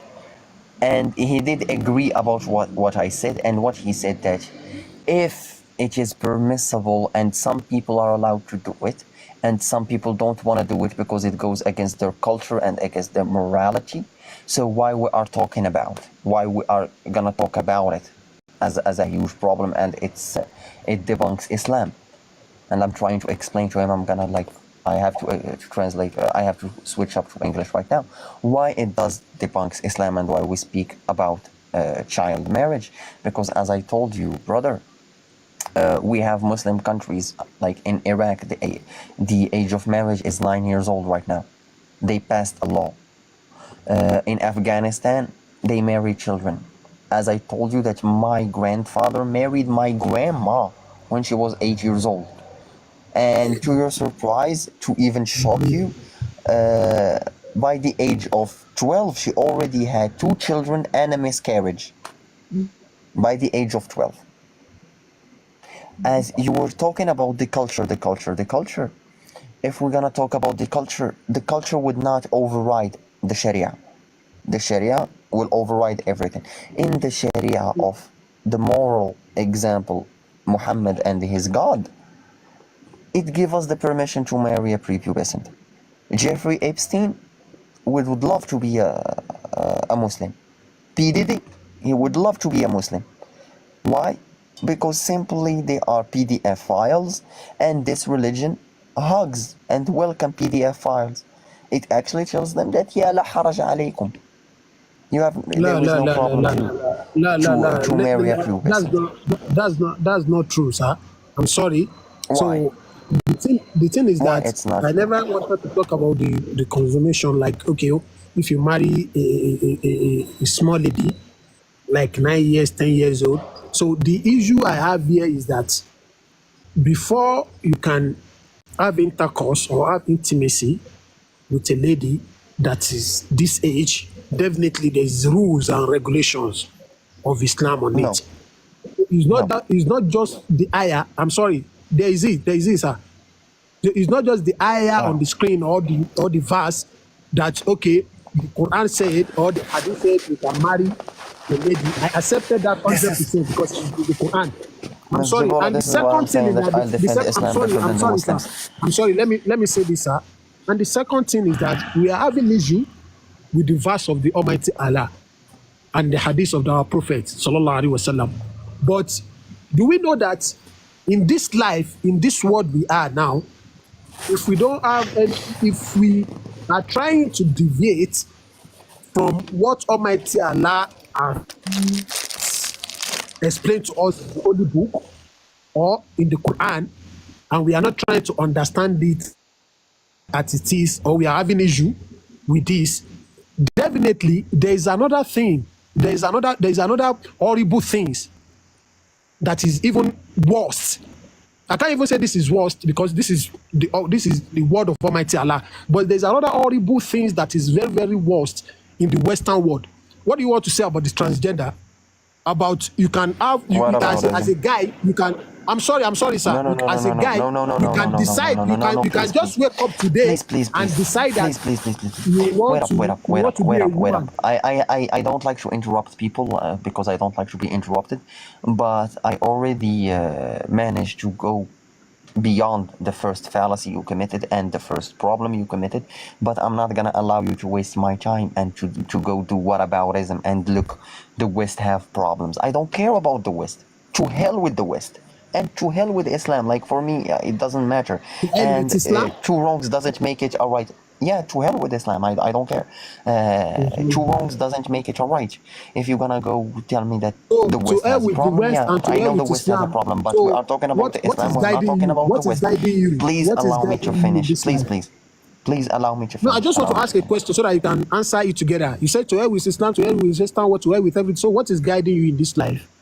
What are you following? Nothing is guiding me in this life. I don't have to follow anything to be a human being and to know No, what is my purpose you in have this to life. follow, either you No, no, like it no, or not. no. You are even following. Let's not You, do you are philosophy. I'm following. too You are high. following, sir. Listen, Indirectly, you are following, sir. listen. You are following directly. I'm not gonna do philosophy with you at 1:40 in the morning, because first of all, I'm too high. Second, I don't wanna disturb my family. So let's not do philosophy. Let's stick to the scripture and let's stick to Islam and Islam only. Literally, I'm gonna defend your religion while debunking all of your claims right now. Just allow me to speak. So you were asking about the condition to consummate the marriage with pubescent. There is only one condition according to one hadith, and it is the harm principle. It says that la darara wa la dirar, to not harm and to not be harmed, and it is also applicable on the child marriage. And the thing is, the funniest thing that you could not even pick up, that we talked about it earlier when we say that it is not permissible to enter her unless she is physically able to withstand the marriage, to withstand the consummation of the marriage, to withstand the deed, to withstand the pedophile, the PDF file genitalia. That's the ruling. That's it. No, Period. that's No, not it is. No, It is. No. Wait. You can't use that. You I'm can't not use done. that I'm not word. done. You I'm can't. not You can't done. use that I'm word. not You can't done. use that word I'm not pedophile. done. Okay, I'm not if you are done. talking Let I'm him not done. finish now. Alpha, what's your problem, man? Let him finish. in time, He's a guest here. He doesn't understand our language because we're gonna move on. We're done with you. Let him finish. in time, Let him So finish. He gave all let the me finish. evidence. He gave all the sources. Don't be dishonest, sir. Let him finish. Be a man of your. What makes you credible is a man that can stand on his words. He gave all the evidence possible, and you still want to argue. Go and argue it. Maybe you're in Saudi. You're in Saudi. Yeah. Argue it with your teachers there. Laura, please finish. I beg. Don't let anyone So insult your intelligence. so not this is insulting basic. any intelligence, This is basic but fact. I can't be here and be saying Opinion that and reject Islam Shafi'i. He's I'm not finished. is gonna If you take don't his want to be supporting here, opinion then and pedophile. reject Ibn if you don't want Qudama. to be here, drop. I You don't can think I carry can on Yes, without. listen to that by saying Islam is a pedophile. I'm gonna Let use. him finish. I did not even say that Islam is a PDF file. I said the person who, yes, you want me to be that savage, and I try to actually hold myself and not to hurt your feelings. Yes, Islam, it is a religion that actually condone and promote pedophilia. If you want to go to what is the description and what is the proper definition of pedophilia, we can do that as well. And even for you to know that your prophet, the prophet himself, the best moral and the best example to humanity, what did he do? Can you What did he mute do? your mic? Laura, please. He's echoing. He's just disturbing everywhere. Please finish what you're saying. Alpha, please stay muted. You are disrupting like a 5-year-old. Let's respect The ourselves. prophet himself married a 6-year-old girl and consummated the marriage with her when she was 9, according to what she said in Sahih al-Bukhari and Sahih Muslim. She narrated from an authentic hadith that the prophet married me when I was 6 years old and consummated the marriage with me when I was 9 years old. And the evidence is that you can consummate the marriage the moment she's gonna turn 9 years old. And also to give you another evidence that the condition for the consummation of marriage is either 9 years old or be fat enough to withstand the penetration. It's from the two hadiths of the Aisha radiallahu anha wa ardaha, the hadith al-urjuha wa hadith al-qutha'. If you know that, the hadith of the swing, when she was swinging, and she was wed to the Prophet without taking her permission, without taking her consent. And the hadith when her mom, Aisha's mother, fed her cucumbers and dates to fatten her up. And Aisha said, yes, that I think that's the one, the cucumber one. Aisha said the exact same thing. Yeah, فما استقام لها ذلك حتى أكلت القطاء بالرطب فسمنت كأحسن سمنة. I became fat as she wished, the best plump. There is no such a thing that actually says she needs to be of age, she needs to be this, she needs to be that. The fiqh is clear, the hadith is clear, the Quran is clear. You're gonna go against that. I'm gonna be cruel to you and call you are a kafir because you are going against the Sharia of Allah. You are going against the ruling of Allah. What are you saying? I would actually dare you and challenge you, and I'm gonna say it in front of 161 person watching this live. I dare you to go to a sheikh in Saudi Arabia and tell him what you've been telling us right now. I'm gonna say my shahada, and like they say, Uslim wa yuhsanu Islami. I'm gonna be competing with the Sahaba for a place in paradise if you said what you've been telling us to a sheikh in Saudi Arabia.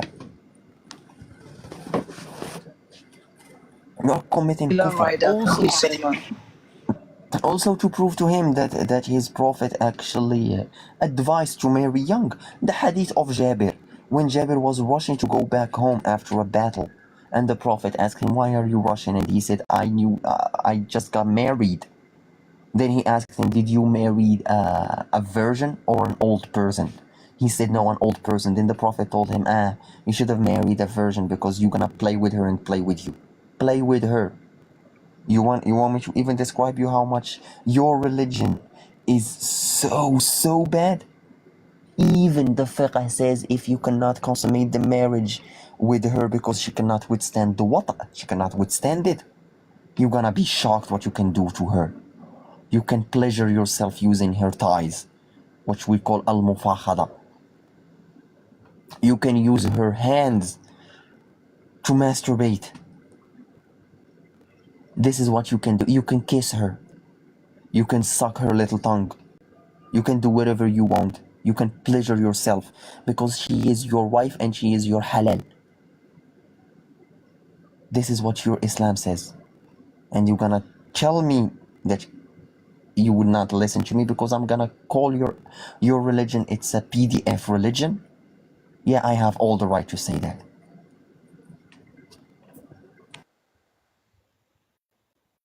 I'm sorry, I don't even like. You said you can masturbate, you can do that. I don't understand. So there is a verse in the Quran that prohibited masturbation. So وَمَنِ ابْتَغَى وَرَاءَ ذَلِكَ فَأُولَٰئِكَ هُمُ الْعَادُونَ. It's talking about between man and wife, and if the girl is too young, these are the things that you can do with her. My guy, finish your studies before you come for these debates. Where is the ayah in the Quran? Maybe in English it's not that clear for you, but Imam Ahmad ibn Hanbal mentioned ماذا يمكن أن يستمتع به الزوج من زوجته في باب زواج الصغيرة. قال Subhanallah, you are having. Do you know? Yeah. I'm going to Ibn Hanbal just because you chose Ibn Hanbal. This is an ijma, by the way. This is أجمع عليه جمهور العلماء من السلف الصالح. Okay, don't interrupt. Even without saying, it's rude to interrupt. It's rude to interrupt. It's rude. The Prophet said to not interrupt people. Literally. Okay, so, you can use the Prophet word. I use the Prophet. I use the fact. You can also use the Prophet word against him.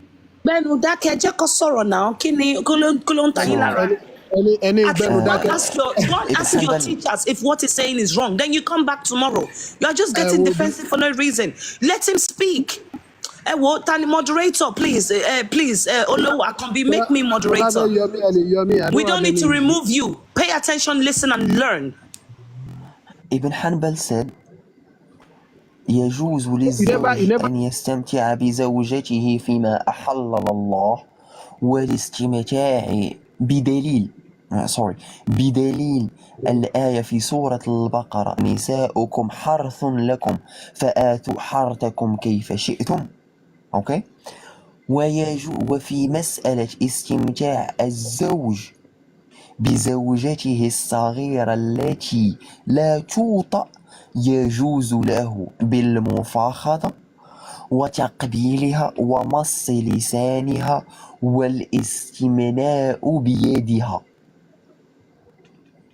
If you have a problem with this ruling, you have a problem with Ibn Hanbal. please, Not can I say with me. something, please? Can I say If you something? have a problem with this Can I ruling, talk, please? you have a problem with I don't have a problem. I don't have a problem with you. You're echoing. I can understand you physically. You're echoing. Either drop on mute and unmute again, please. You're echoing, Alpha. When either drop on mute and unmute again, please. You're echoing, Alpha. Okay. Mashallah. And this is what, and he was trying to say something about his Yoruba culture. That's why I'm saying that you cannot be a Yoruba person and be a Muslim, because your culture does not allow and permit this. It's a contradiction. I'm Yoruba, but I'm Muslim. Contradiction, bah. What are you talking about? It's Allah's wife. Because I'm actually surprised that Ashambaki made the statement the other time that he's trying to avoid the consummation part because it goes against our culture. But I was shocked because this very platform is talking about our culture as a Yoruba person that we are, and how it affected us while we were ex-Muslims, how it affected us, and how it is still affecting the Muslims we have in Yoruba land as of today. Why is Ashambanki trying to deviate from the fact that, just like Lone Rider has said, Sharia is above everything. Sharia is above culture. Sharia is above everything, every ideology, if you are a Muslim. This is what the Prophet did when he was alive. He married a 6-year-old child. He advised his Sahaba to do the same. And he consummated the marriage at 9 for the child. So, why is Ashambanki trying to say, Inkota wa fegbo la fegbo? We are here as Yoruba people. We are talking about how Islam is affecting us individually and how it is affecting us as Yorubas. That is why we are here. So I still want to hear from Ashambanki. Can you also do the same?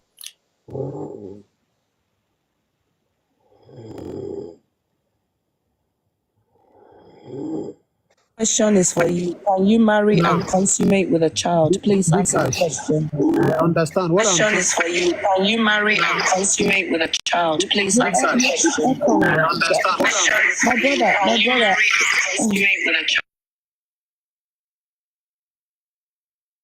brother. Turn your phone to airplane mode, yeah? And then turn it back on quickly. It helps. So turn your phone, Ashabanki, turn your phone to airplane mode and turn it back on quickly. Okay. On that note, I'm gonna leave now. Thank you everyone for the gifts.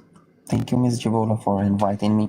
Thank you for your help, Lone Rider. Every time I call, you're just there. Thank you. We appreciate you and keep up the good work.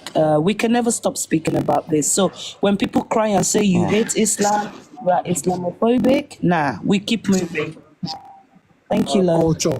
Thank you very much, Lone Rider. Thank you very much for the knowledge you shared with us. Thank you very much. I really appreciate you. No problem. It's actually my pleasure. Thank you very much, brother. Ms. Jibola already know that I am passionate about spreading the knowledge about Islam. You learn. I'll catch you later. Have a good sleep because it's almost 2 a.m. now. It's late.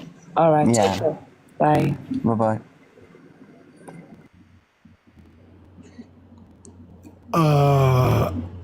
Nípa culture. Àáfà irọ́ Ifá Ẹ jẹ́ kí n sọ̀rọ̀ owó lọ́rọ́. ẹ máa sọ̀rọ̀ kí ló dé tí ẹ bá rí he ẹ lè sọ pé he ni ẹ ṣáà máa ẹ máa pẹ̀pẹ́ ẹ pẹ̀pẹ́ ẹ pẹ̀pẹ́ kò ẹ ṣáà síbi fẹ́ tí kò síbi tí mo ti pẹ̀pẹ́. kò síbi tí mo ti ń pẹ́pẹ́ bí báyìí mà ẹ try kẹ́ understand ibi tí mo ti ń bọ̀ ṣe understand so mi ò ní issue pẹ̀lú brother tí wọ́n sọ̀rọ̀ tán yẹn.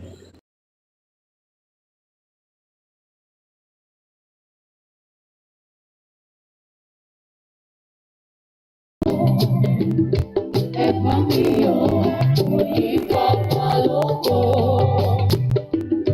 Mo dúpẹ́ Jésù mo dúpẹ́ o. Fún ọ̀fẹ́ rẹ̀. Àdúpẹ́ Jésù àdúpẹ́ o. Fún ọ̀fẹ́ rẹ̀. Ire ló tọ́ wá sọ́dọ̀ ìgbàlà. Káyé bí mo lè dára. Ó ṣe Olúwa mo dúpẹ́ Jésù mo dúpẹ́ o. Fún oore ọ̀fẹ́. Ó ní Olúwa ìwọ ni àpáta mi.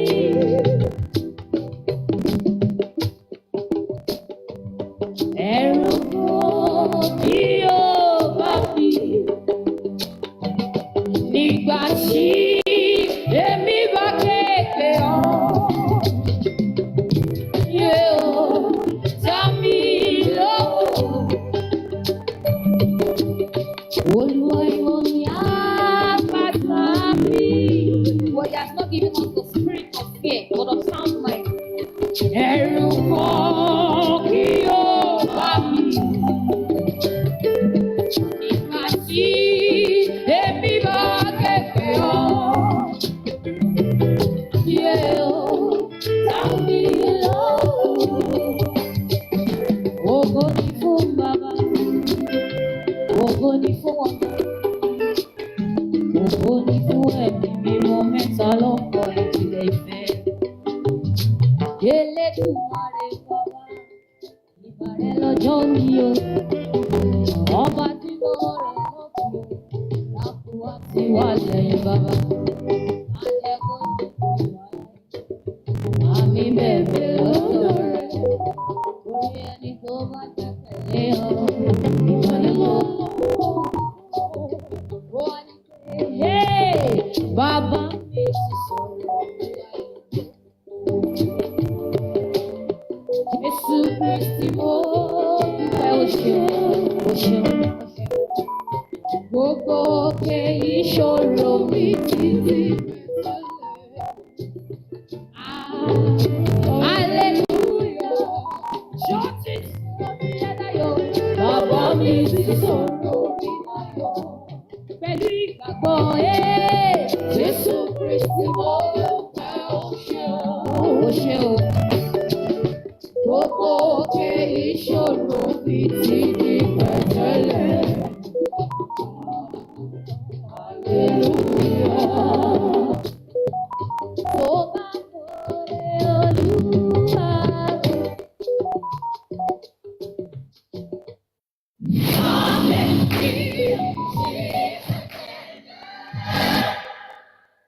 Con la verifica, gli esperti Vinted controllano l'autenticità dei prodotti griffati, quindi senza costi.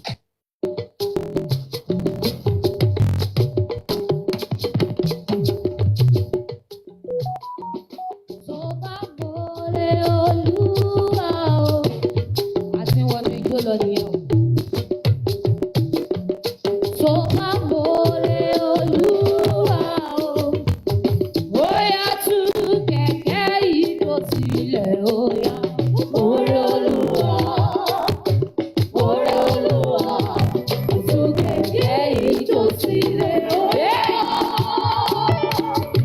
Tú kẹ̀kẹ́ yìí tó tilẹ̀ ó yá.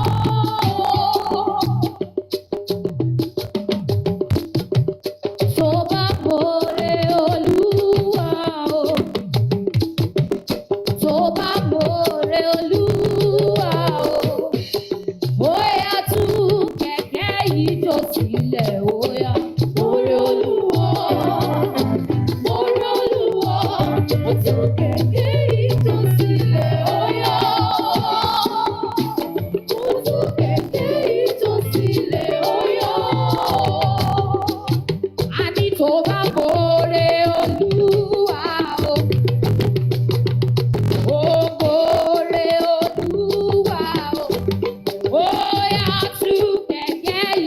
sílẹ̀ óyá. Mọ́rọ́lùwà, mọ́rọ́lùwà, mo tún kéde ìjọ sílẹ̀ óyá. Mo tún kéde ìjọ sílẹ̀ óyá. Ó ní ohun àníláńgbé lárugẹ. Ohun àníláńgbé lárugẹ. Ìjọ ẹ̀dá.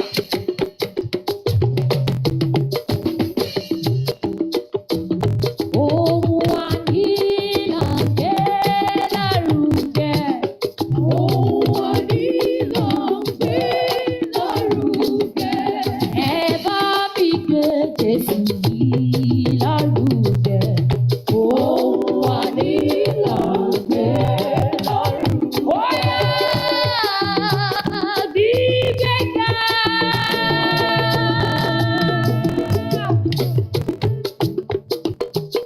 Gbígbéga. Ọba tí kò yí padà, ìyìn ló yẹ ọ́. Gbígbéga ni Olúwa.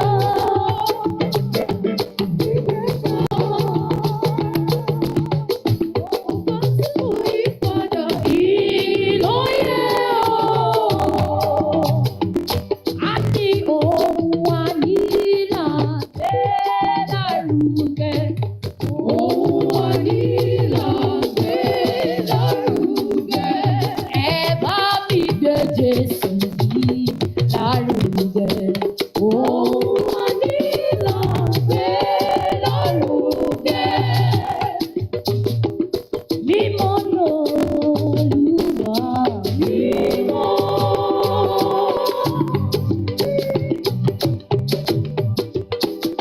Áńgẹ́lì wọ́n mí ké mímọ́. Àwọn ọ̀run wọ́n mí ké mímọ́. Ẹ̀ka èdè ìràwọ̀ mímọ́. Àgbààgbà mẹ́rìnlélógún mímọ́. Wọ́n yípo mẹ́rin ayé mímọ́. Àtòkè àtilẹ̀ mímọ́. Mímọ́, mímọ́, mímọ́, mímọ́, mímọ́. Ìgbà tí fèrè Olúwa yóò ti ṣẹ́ kí ó sì mọ́. Àwọn ohun aláyé kó mẹ́rin wá láti fi iṣẹ́ hàn níwájú Olùgbàlà wa. Nígbà tí fèrè yọjú èmi wà níbẹ̀. Nígbà tí fèrè yọjú lọ́wọ́. Nígbà tí fèrè yọjú lọ́wọ́. Nígbà tí fèrè yọjú lọ́wọ́. Nígbà tí fèrè yọjú èmi wà níbẹ̀.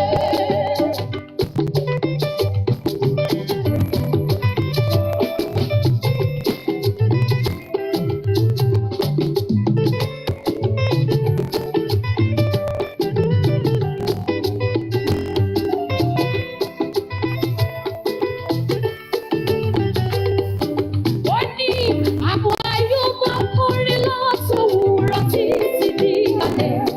Àwa yóò máa fògo fún Ọlọ́run. Olùgbàlà yóò máa gbé gbogbo wa ní ọwọ́ rẹ̀.